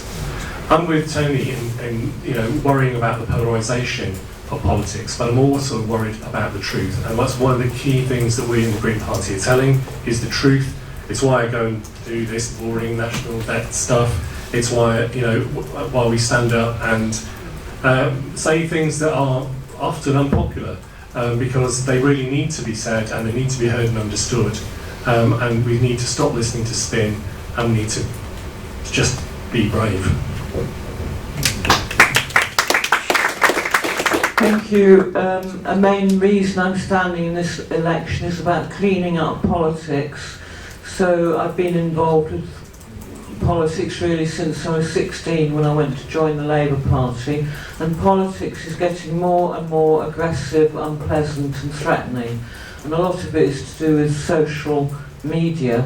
At last local elections, one of my volunteers was charged at with a knife. The police locked him up. He was bound over as long as he didn't contact me or the volunteer. He came straight out and threatened to kill me. So the temperature in politics is very, very high. I'm just a local politician, but I've been trolled continuously on social media, made with threats by 2 individuals, and the police said, oh, that's just the cost of being in public life, my dear. This needs cleaning up, we need less aggression, and people are shouting because they can't win the argument. That's why. Yes, it would be better, you know, if we did engage with the substance of people's arguments rather than going into ad hominem attacks. But you know, I'm for free speech. I like a robust debate, but But I think something has to be done about what happens on the internet, because we've seen, you know, people being radicalized and committing acts of terrorism, and that's moving into the political sphere. So we have to take action to make all these Facebook and Twitter and all these Google, who've actually been given a clean chip by you know, Labour, Lib Dems and the Conservatives. They can do anything they want, whereas they should be treated as a publisher. And then all those things on there can be dealt with. Over to you. British pragmatism and cooperation is where we should be. And we've got worse and worse at it in Parliament. Everybody's criticised each other more, and what's happening in the streets is mimicking what we see in Parliament. Now, Brexit is the most divisive issue you can ever imagine. We are never going to agree on it. It won't matter whether it's in Parliament or on the street. Some people want Brexit, some want Remain, some will want something in between, and everybody is going to be upset about it. But that doesn't mean we need to be rude to each other, react badly, etc. We need to sit down and cooperate. We need to collaborate. We need to accept that other people's points of views are valuable even if we don't hold them, and we need to try and reach a compromise, and we have utterly failed in the last 3.5 years to do it. Now, I know I'm up here on climate change, it's not a plug for that, but this is a unity issue. It's going to affect us all, young and old, every single generation, every single country, every single religion, rich and poor, all of us. It's a call for unity where Brexit is a call for division. Now, I hope when we move on to deal with the biggest challenge of our age, we do it together in unity and a collaborative atmosphere. So that's the end of the written questions. I've got two very itchy buttons on seats I've noticed. The gentleman at the back with a beard and the gentleman here with a beard. I'll go to the back first. Sorry, who was it? Hi there. I've got three separate questions from the local community in High Wycombe area. The first question is... Sorry, what's your name? My name's Ifraz, and I was born in High Wycombe and lived, and I'm quite a good member of the community as well. Okay. Lovely. So my first question is from another family, and they've got a concern regarding how can you guarantee that a meaningful investigation into multiple incidences of Islamophobia in the Conservative Party will take place when the Prime Minister has previously broken a promise to do so immediately after his election? And given the comments he has personally made, also Gove is very anti-Muslim. So that's one question. Yeah, do you want to take all three and we'll do all the Yeah. Okay, second one is, what I was asking about local issues. What will they do about how run down the high street is, lack of visible policing, and stuff for kids to do, youth clubs, etc.? Is that all the questions, sir? Yeah, I think you've all got that because you're all writing very well. So I think I'm going to ask Julia to start that. Yes, thank you, sir, and thank you very much for coming along tonight to ask important questions. In 2010 there was a fantastic piece of legislation called the Equality Act, and the Equality Act has 9 protected characteristics, and this includes race, religion, even political belief, LGBT and so on.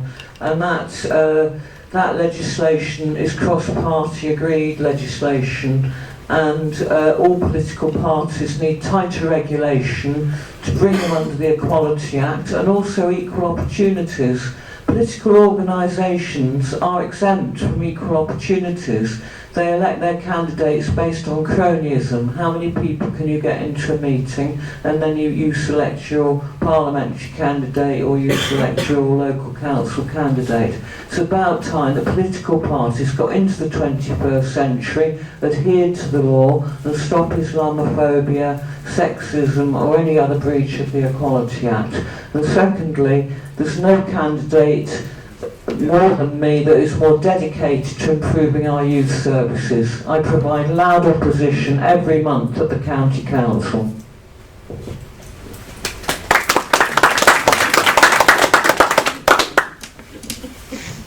I think the Tory party has a massive problem with Islamophobia. I was at two hustings over the weekend, Friday and Saturday, and it didn't come to light until after the hustings on Saturday that there'd been an incident earlier in the week where our sitting MP, or our last MP, Mrs. Gillen, had went to Chalmers Grammar School, girls' school there, and had spoken, and answered a question about the hijab. And this was in a direct reply to, how can you be in a party where Boris Johnson refers to people with letterboxes and looking like bank robbers. We've all heard the quote, it's awful. And she, Mrs. Gillen, said that she believed that the hijab was an instrument of oppression. I can't believe that. I can't believe that we have people who are representing us who essentially can say the opposite. I mean, if you think about it conceptually, it's like blaming women who were raped for what they were wearing. It's victim blaming all the time, and we can't stand for that, whether it's in any community. But the Tory party does seem to have a problem with Islamophobia.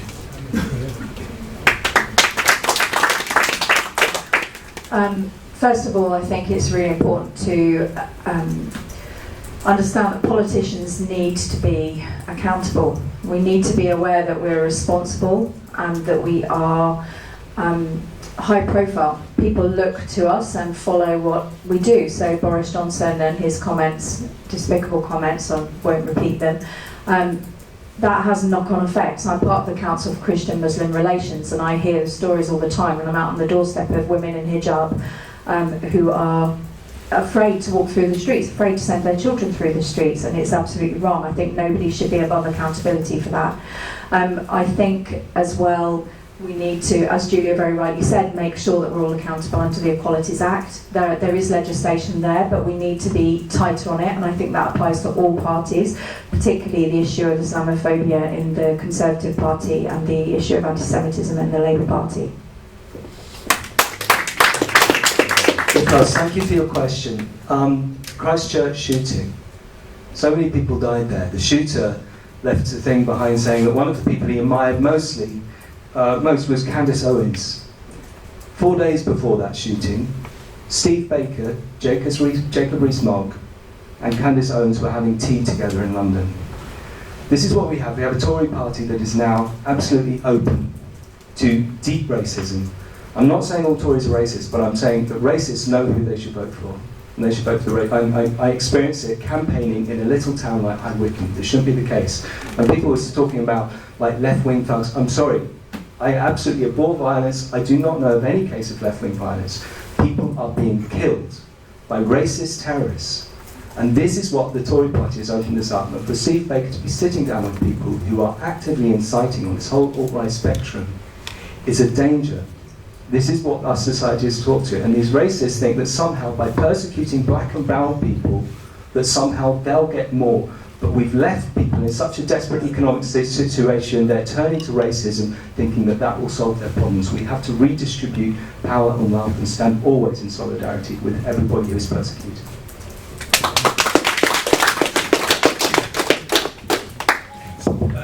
We've done this so many times on the hustings, and I have to say, when these sort of issues come up, Toni is always exceptionally sensible, and I agree with almost everything she says, and it's almost all the time on these issues, and Julia often exactly the same, so I would endorse actually their views to begin with. I'd then like just to say in terms of police, because no one's talked about it at all, in fact we were meant to be having a police presence here tonight from the local policeman who was based in Hazelmere in our police station here, but it's gone, so the station's been removed.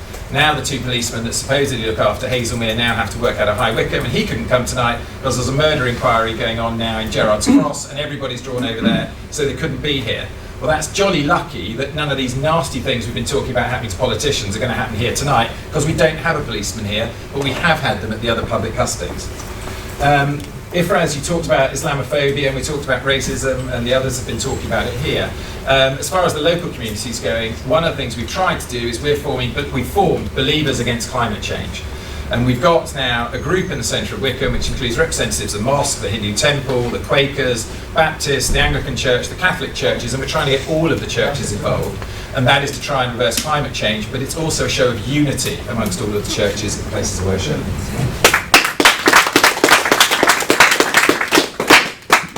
he who is without sin can cast the first stone. I mean, all the political parties have got people who've said lots of different things all the time. I mean, the Lib Dems were famous for running a homophobic campaign in Bermondsey against Peter Tatchell, or a racist campaign against, I think, Lord Taylor, I mean, who was standing in Gloucester. And, you know, you read about conservatism and the Labour Party, people who've done exactly the same. So I'm for free speech, but if you say something, then you have to face the consequences. Now, when I visited the EU, whether it's on a school trip or for business, I've been subject to both anti-Semitic and anti-Islamic rhetoric. I was in Germany and somebody pointed at me to a businessman and they're saying, oh, look at the Jew. I don't know why he thought that. In Wycombe, after the 9/11 attacks, you know, there was a group of young women, and they walked up to me and said, why have you got a beard? And they started spitting in my face, and they calling me mullah or what have you. So it can happen, and things can escalate quickly. I think it's the High Street. Can you just do 10 seconds? Okay, we need a town council for Wycombe that can take control of our affairs and promote Wycombe, and we need to restore the EMA for young people, and also have more youth clubs. Julia, 10 seconds. Well, just quickly say politicians should be role models. I don't feel particularly comfortable to keep hearing Steve Baker being slagged off in his absence. I don't know the rights and wrongs of some of these things. But you know, Labour needs to clean up its act. You know, 6 local councillors, all men. Where are women in the Labour Party? Would you like to respond to that at all, sir? Yeah, thank you very much for answering those questions. My main concern was, I'm 40 years of age now. I went to schools here, things like that, and back in my days, I think things were a lot better than what they are now, and we're living in a modern society and digital era. So what's going wrong? You know, because I feel like the Wycombe town has deteriorated. I'm talking about local issues. There's nowhere for children to play around. They're in corners or like busking on the bus stops, and like, you know, like streets that are dangerous. What are we doing? We need to come back to reality.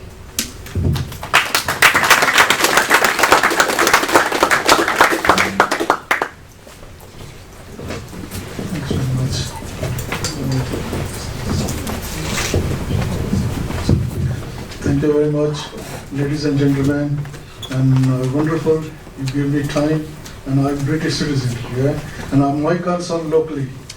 This is Wycombe town. I've been 68 years in Wycombe, yeah, and I want British as a Wycombe as a unity, because Wycombe is not clean. When you look in the Micklefield area, it looks like third world country, because no one care about Micklefield area, and the bridges, you know, all the tin and everything they throw, and only I clean myself, and I see in my eye the lady is a Julia Wassell. She been cleaning through, yeah, and the old slogan, bad language in the you know, all the children will put, so we will clean. But I want to British, yeah, as a like other country, like Singapore, like other country. I want to clean British, yeah. Everybody say used to be good morning, but now no one say. I asked a young lad, I said, why you throw tin in the street, and rather than bin? But he showed me the 2 fingers, you know. I said, thank you very much, yeah, because I want to this British and High Wycombe local community as a and your what? question. Thanks very much, because this is my question. I want to more people help each other. That's my.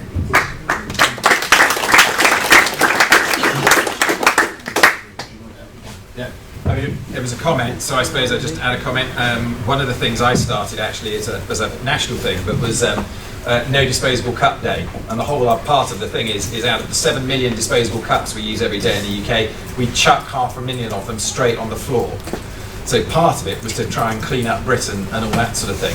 And I totally agree with you that we should be trying to improve the cleanliness of the streets. And I also think that one of the ways of doing it was mentioned by one of the others, I think it was by Julia, who's very good on this, is we need the right role models. So all these young people need role models. They do need to be called out if they drop something on the floor, but it isn't only young people. I mean, I've seen a van stop, and I've seen guys go and get their sandwiches and their cans, come, eat it in the van, and just chuck it straight out the thing. So I then immediately rang up the company and complained, but I agree with you. Education. I mean, there was a campaign, Keep Britain Tidy. You have to teach children at school and adults, and you have to have proper punishment for people who disrespect it. I think it's down to community values, and we have to teach that, because I don't think people care enough about the environment they live in. So I agree with you. But you also have to have more bins, because when it was terrorism, this IRA and unionists, or a lot of bins were taken away because people are afraid that bombs will be put in them. So we need to have more bins for people to put their litter in.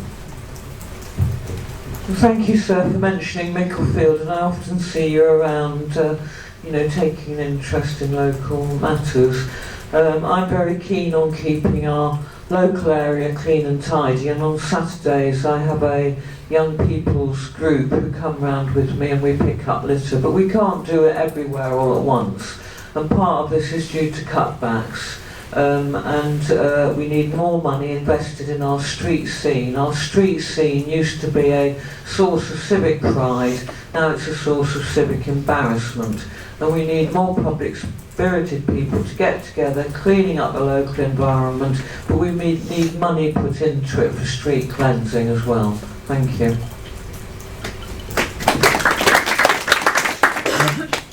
Okay, I'm obviously not local, but I'm seeing the same things in my town, particularly in Cheshire, compared to the other parts of the constituency. I agree, we've lost a sense of civic pride, and I think that's true kind of all across the country. All the cuts have meant that we don't even have the money to fix things. There are potholes in the roads everywhere. So let alone, actually building something new that we can share in a community space. So I 100% agree with your take. First of all, I want to agree with Julia and with Alan what they're saying, and thank you very much for being a role model to other people in the community. I absolutely agree. We need to return to being proud of our community. And the way that happens is by all of us realising that we're responsible. We're all part of our community. It doesn't happen we need the spending, we do need the spending, but all of us have to stop this thinking of somebody else is going to do it. My oldest daughter said to me the other day, I'm very proud of her, as you can imagine, she said to me the other day, Mum, people talk about throwing it away. Where is this away? We have to stop thinking this way.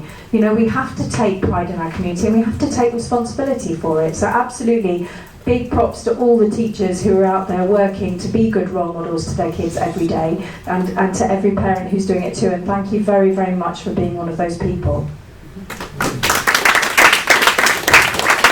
So that's a big question. Why is this happening? Now, Margaret Thatcher said there's no such thing as society. She said the object of her project was to change the soul, and she succeeded. Now, people now, if you're very intelligent, graduate from university, you'll go to the City of London. You'll earn hundreds of thousands. So before, let's say in the 60s, if someone's intelligent, they'd become an engineer, they'd be working for the community, and now make a buck. That's all it's become about. Now, under the austerity programme that was unfortunately also instituted by the Lib Dems, the funding for local government from central government was halved. Everything's been cut, so youth centres have been halved. At the same time, you get these big sort of plastic prestige projects like the Eden Centre, all that money going into that, while all these shops are boarded up just on the other side of the road. So I think High Wycombe should have a local town council. Prince's Risborough can have one, and Marlow can have one, much smaller places. Why doesn't High Wycombe have its own town council? Unfortunately, the Conservatives are hindering it because it would obviously probably would have more Labour councillors. These are the things we need, and we need to get involved and value people who volunteer and engage in the community, and not just people who want to make loads of money. We can do so much better. Right, folks, we've got about 15 minutes of questions left. I know there's 3 questions I've asked just about here and 2 up there. Can you keep your questions very short and to the point so we can get them? So I'll take all 3 questions in one, please. Just to, I think, correct our UKIP candidate here, I think it was 54% Remain and 45 in the European elections, just to check your statistics. If you're talking about Brexit or Remain parties, I'm basically very, very torn at this time. I'm 40-something, I've got a young boy, frightened to life. I'm in the Situation Room now.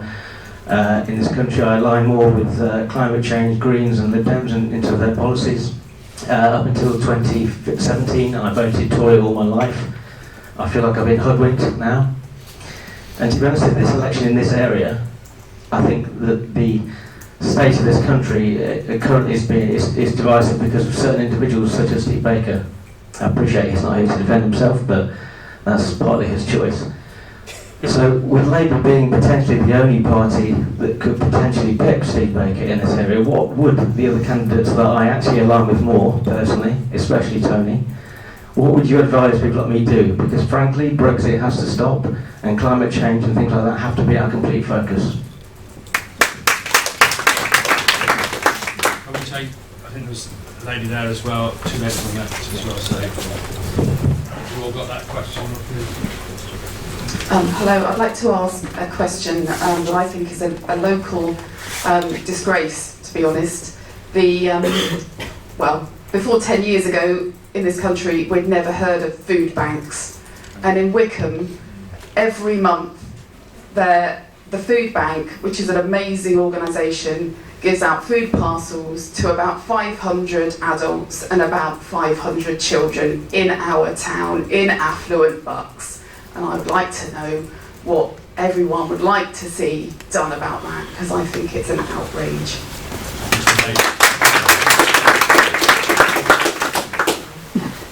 We live in one of the richest countries in the world. There are other countries where people are starving, have no fresh running water, no medical aid, and the situations of civil war. How important is it to you to reach out to help other countries where people are already starving and have no water?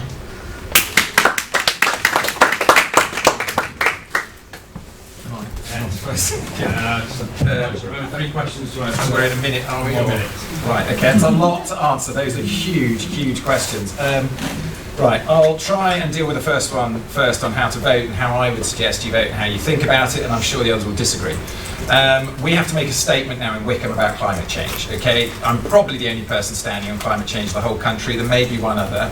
And we have to make a statement now, particularly to the guys in the blues and the red corners, that this is the most important issue. Because everything else we've got, whether it's food banks, people abroad who are starving without water, it's going to get worse unless we put this one right. And we have to do it now. We've run out of time.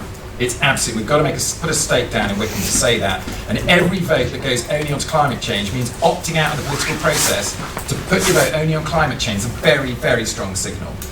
In relation to what's happening abroad, there are 7 million people currently displaced already from their place of origin because of climate change issues. Starvation and water shortages are happening. More than half the world is water stressed already. That is going to get worse and worse and worse, and we have to put it right. And there's 2 things to do. One is international aid and working on it, but more importantly, it's changing how we deal with climate change now. We're doing it now. Because there's going to be 7 million, then 10 million, then 50 million, and many, many more. And I'm sorry I couldn't get to the other question.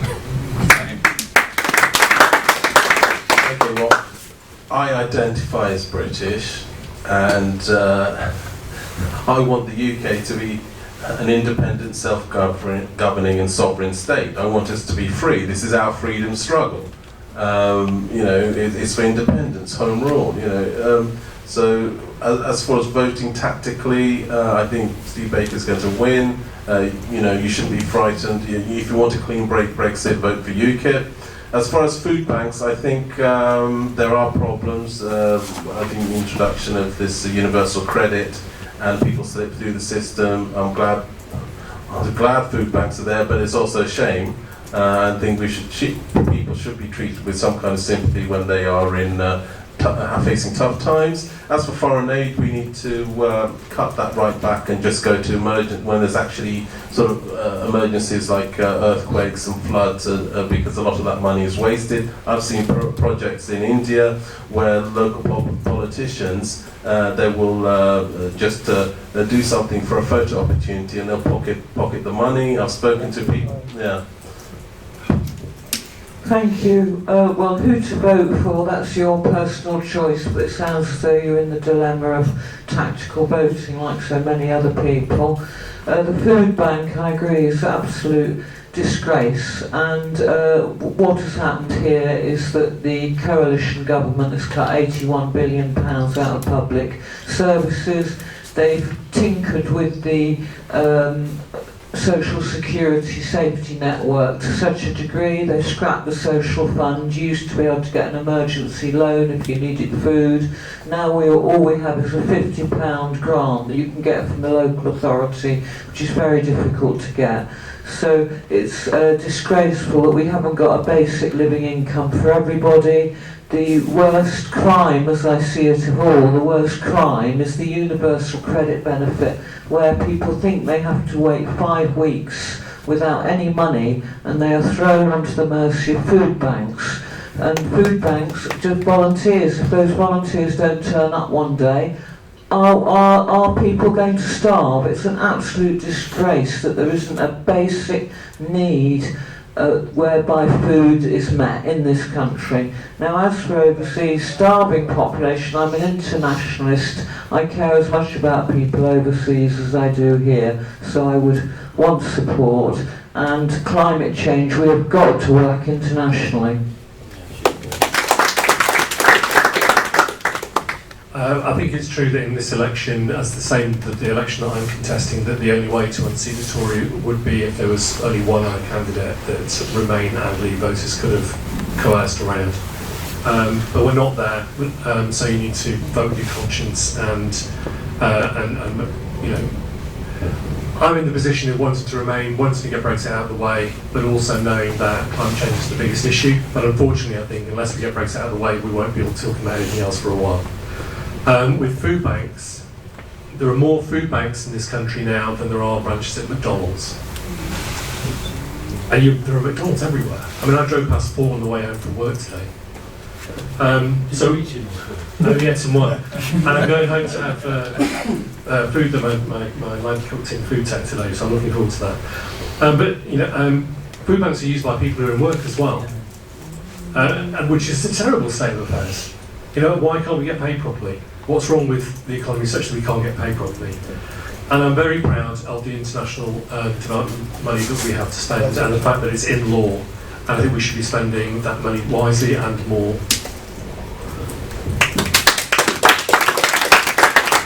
Okay, huge amount, and I'm really aware that you need to hear from me on tactical voting. So your answer is actually in your question. Every time we're out campaigning, we're hearing the same thing. Politics is polarised. People who would traditionally have been lifelong Conservatives are saying, I can't vote for Johnson, but I will never vote for Jeremy Corbyn. So I guess it's you guys.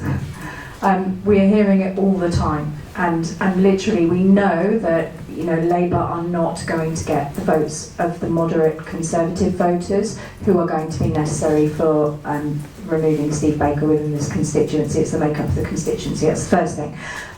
Food banks, absolute travesty, absolute travesty. Austerity has a massive part to play, and you will not hear any excuses from me about that. In terms of the Lib Dems and what we plan on doing, reducing the waiting time for benefits from 5 weeks to 5 days, making it a universal right to have access to basic services, and to have a legal right for, to have food. It shouldn't be something that people are going to charity for. Everyone has the right to shelter and to food. Oversee aid, about protect. Ultimately, I just want to answer to this. I am passionate about human rights, and whether it is the human rights of somebody on my doorstep or the human rights of somebody a thousand or thousands of miles away, ultimately we're all the same.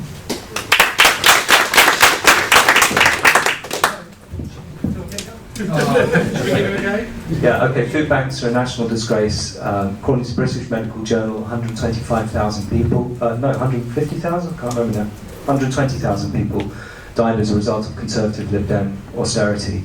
And that's more than the Luftwaffe killed in the Second World War. This is where we've come to. This is 2019. To 2019. Okay, so Conservative Lib Dem and Conservative austerity. So thank you very much. What were Labour going to cut? Sorry, I can't hear you, and I've got very little I've got a time. question at the end, we'll come back to you. Yeah, well, the Labour Party has changed significantly, and the shame of sure. no, seriously, and Jeremy Corbyn is not the same as Tony Blair. I think people can. Look, I'm very happy to engage in dialogue, but my time's so okay. I want to get because food banks absolutely, and Labour has pledged this must and will end in work poverty must end. Helping other countries, Labour's internationalist, of course, we also need to look at what causes this poverty in the first place. Exploitative trade agreements, war, selling weapons to dictatorships, to terrible regimes, which the Tories are unfortunately doing to Islamist regimes like Saudi Arabia or the authoritarian regime in Turkey. This causes huge suffering worldwide. Floating voters, every single tactical voting site is saying vote Labour. Electoral calculus says we have a 30% chance of winning. This is why I am working 24/7 on this campaign. Everybody, please, if you want to change, this is your chance. There are so many Tories who are not going to vote for Steve Baker. He is so massively unpopular. He's been such a terrible constituency MP. This is your chance. If you want change, please grab it. Talk to us. Right, folks, we're now running out of time, so we're ready to take one more question from here. And does the young gentleman still want to talk very back? No, the very back. I'll be really quick on me. Okay, you mentioned the NHS earlier. Sadly, and I promised my mother I'd ask this question again, sadly my dad died at Stoke Mandeville Hospital. Stoke Mandeville doesn't talk to High Wycombe. We know that. There's no coherence between the two of those places. What can we do to make end-of-life care better for those people of the older generation?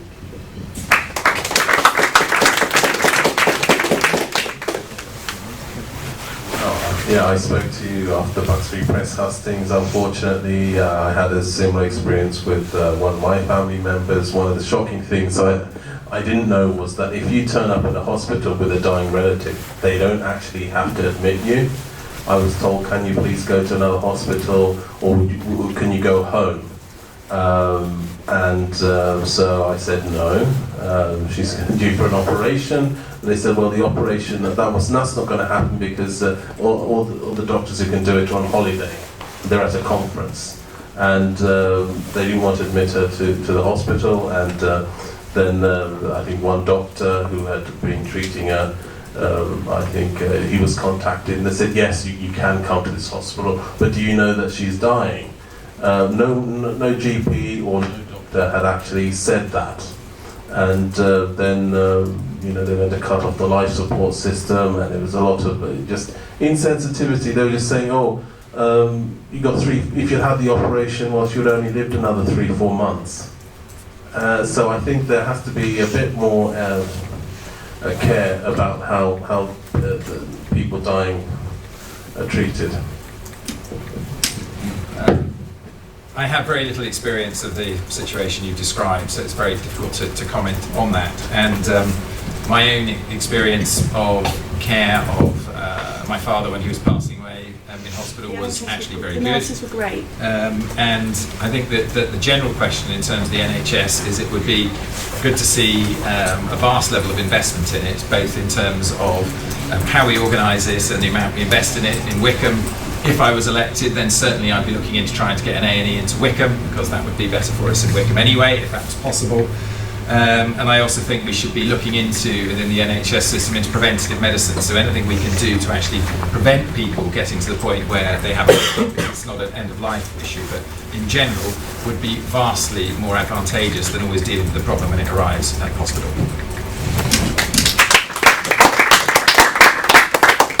Thanks for your question. I'm really sorry for your loss. My dad was in Wycombe Hospital. He was in Churchill, Radcliffe, up in Oxford. He'd had open heart surgery, and there came a point where in care afterwards he vomited over all the dressings. And I'm trying to get a nurse because this is a massive open wound. Please come and help. And there's only 2 nurses on the ward that should have had 4. And no one comes. And like half an hour later it's all soaked through. A month later he had to have an operation to remove all of his breastbone because he got septicemia as a result of that.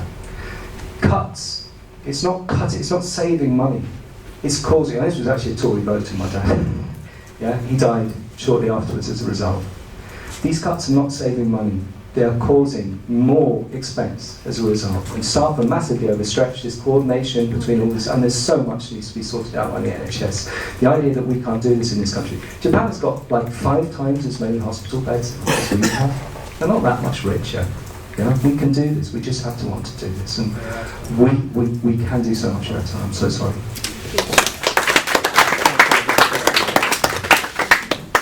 First of all, my sister is a nurse at Wycombe Hospital, and I was nursing an elderly relative with dementia who had a kind of dementia that meant he couldn't swallow.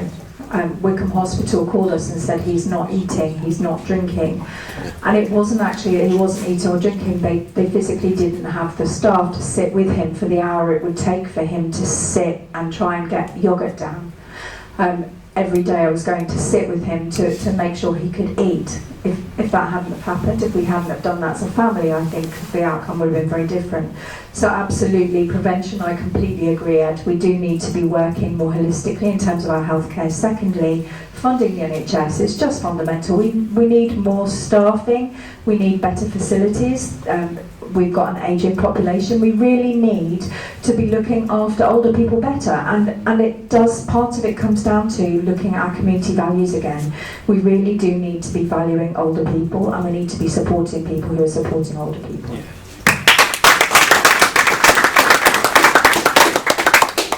I'm very sorry for your loss and for what your family's been through. Tony speaking there actually reminded me that I went through a similar experience with my grandmother after she had an operation, but that was in 1985.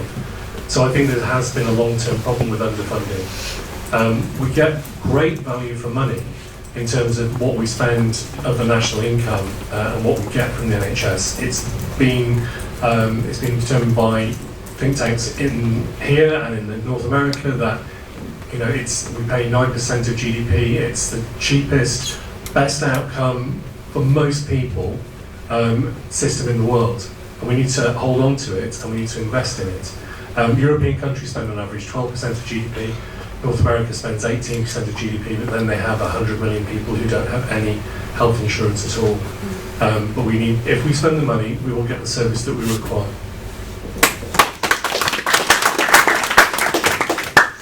I'm very sorry to hear about your father's situation, and my thoughts are with you. It's interesting, isn't it, that politicians call elections and they say this is the Brexit election, this is the something or other else election, but it always seems to me it comes back to the NHS. The NHS is the most respected and loved institution in our country, and the NHS staff are revered for the commitment that they have. And it isn't going to be a simple matter to fix the NHS. It needs massive investment in training in new NHS staff, and we cannot talk about older people as though they're a kind of burden and there's more of them. Older people have paid their national insurance, they've paid their taxes, and they deserve a world-class service in our NHS, and that is what I will be campaigning for, a world-class NHS again.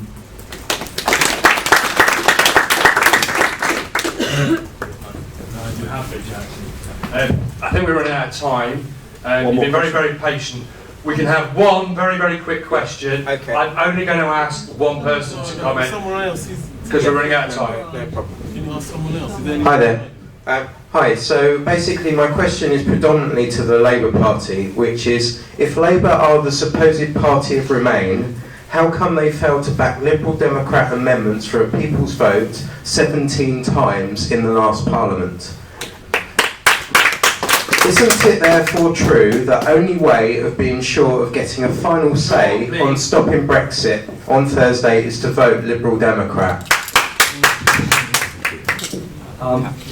Well, you understand the way the electoral system works, and you know the Liberal Democrats had 4,000 votes here last time. Tories had 26,000. I know how well they did in May and too. Labour had 20,000. You asked me the question, right? Now, Labour is now committed to a people's vote. Yeah, it's also we need to heal the country desperately. We've become something like Northern Ireland. Yeah, so it's become an identitarian conflict between Leave and Remain. Yeah, so what we've got we want to negotiate a sensible deal that's not going to ruin the economy, that if we do leave it something like Norway, and there's an alternative people's vote, which is exactly what you wanted. Now, we do have the chance, that's it, every MP counts. It could be out of Parliament. We could win here. Now, can you please just put it to one side and think, really, if you want to stop Brexit, and I believe sincerely you do, yeah? Absolutely. What is your path to this here? Because if Tony gets a few more thousand votes, Labour won't win. And if people come over to Labour, then you could get your people's vote. And that is the choice that you have. I'm sorry about the electoral system, but it's the truth. But you need to push Right, ladies and gentlemen, I'm really, really sorry. We've really come to the end. There's a lot of people been here an awful long time. I'm going to now actually ask each candidate to sum up in 15 seconds. I might let it go to 30 because I'm seeing weak, but everybody's been here. We're over time already. And if I start with Ed, because I know he's well prepared. 30 seconds. In 30 seconds. The biggest issue we've got is climate change. When you're voting, that's actually what you should be thinking about. It won't make any difference, actually, if we're in the club or out of the club. It will make a massive difference if we don't put the brakes on climate change. You shouldn't be voting for the big parties. You should be putting a stake in the ground to say it's the most important issue of our times. We cannot wait for 30 years from now to find out if 20,000 scientists are right. We have to act now and deal with it straight away. So you mustn't vote for the red or the orange or the blue. You've got to put a stake in the ground in Wycombe. We need to become a sovereign, free and independent country once again. We got to vote UKIP, make Brexit happen. It's time for change. Vote for Vijay Singh Srao. And we need to have a strong army, navy and air force. We have the proper defence services. And we also need emphasis on law and order because you can't cut your way to a better army, navy or air force or better police force. Well, thank you. Well, I say vote for Julia, the local woman with a can-do attitude, who's the most successful politician in this room, having won elections 10 times in a row, because I uphold the public trust and confidence of my electorate, and I do what I say I will do.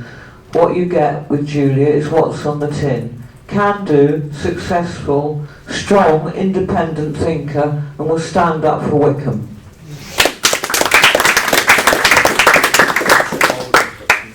The time to act is now. It's time to tell the truth. Worldwide, there are $35 trillion worth of investments in property that are vulnerable to 2-metre rises in sea level. That's why there's inaction at the moment, because people don't want to listen to that truth that their investments are at risk. This country, as I said earlier, and I think it's worth repeating, it has more food banks than it does branches at McDonald's. We will guarantee a fair transition because we will not prioritise profits over people. 2019 was the hottest year on record, and the 10 years before that were the hottest decade. If not now, then when? Please vote Green.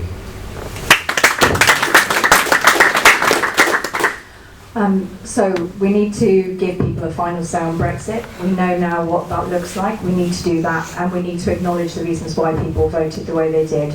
We then need to bring our community and nation together by dealing with the issues which are underpinning Brexit. I really believe in our community. We need to roll up our sleeves and deal with these big issues, climate emergency, all of these things, homelessness, the funding crisis. We need to deal with them together. I really believe that we do that better together than as a disparate community with divisive rhetoric. If you vote for me, you'll get a return to honesty, integrity, and I don't make promises that I can't deliver on. Please vote for Tony on Thursday. I appreciate there are lots of different opinions here. We have a chance in Wycombe to create change, a meaningful change, what's been a Tory backwater for so long. On climate change, Friends of the Earth says Labour is actually better now than the Green Party. We are pushing so hard, I'm on Labour for a Green New Deal, pushing so hard for meaningful change there. We can do this, we have to do this now. Every pound spent now will save £7 later on through national disasters. If you look at what natural disasters looks like, in Sydney, the bushfire is bigger than the city. So all of these things, please, I appeal to you. You can make a difference. This is a marginal constituency. Your vote on Thursday counts. If you don't agree with some things with the Labour Party, come and talk to us. I can give you Khalil's number. Please, come and talk to us, because you have the choice between that and Steve Baker. And I just have a look at his voting record on theyworkforyou.com. It's extraordinary. It's as if someone went into politics because they felt the biggest problem was there was not enough inequality. We can do so much better. Please, vote Labour. I'm sorry to everybody who didn't get a chance to ask a question. I'm sure if you rugby tackle the candidate you want to speak to before they go, you'll be able to. But I really do appreciate this. I've been to quite a few hustings this time.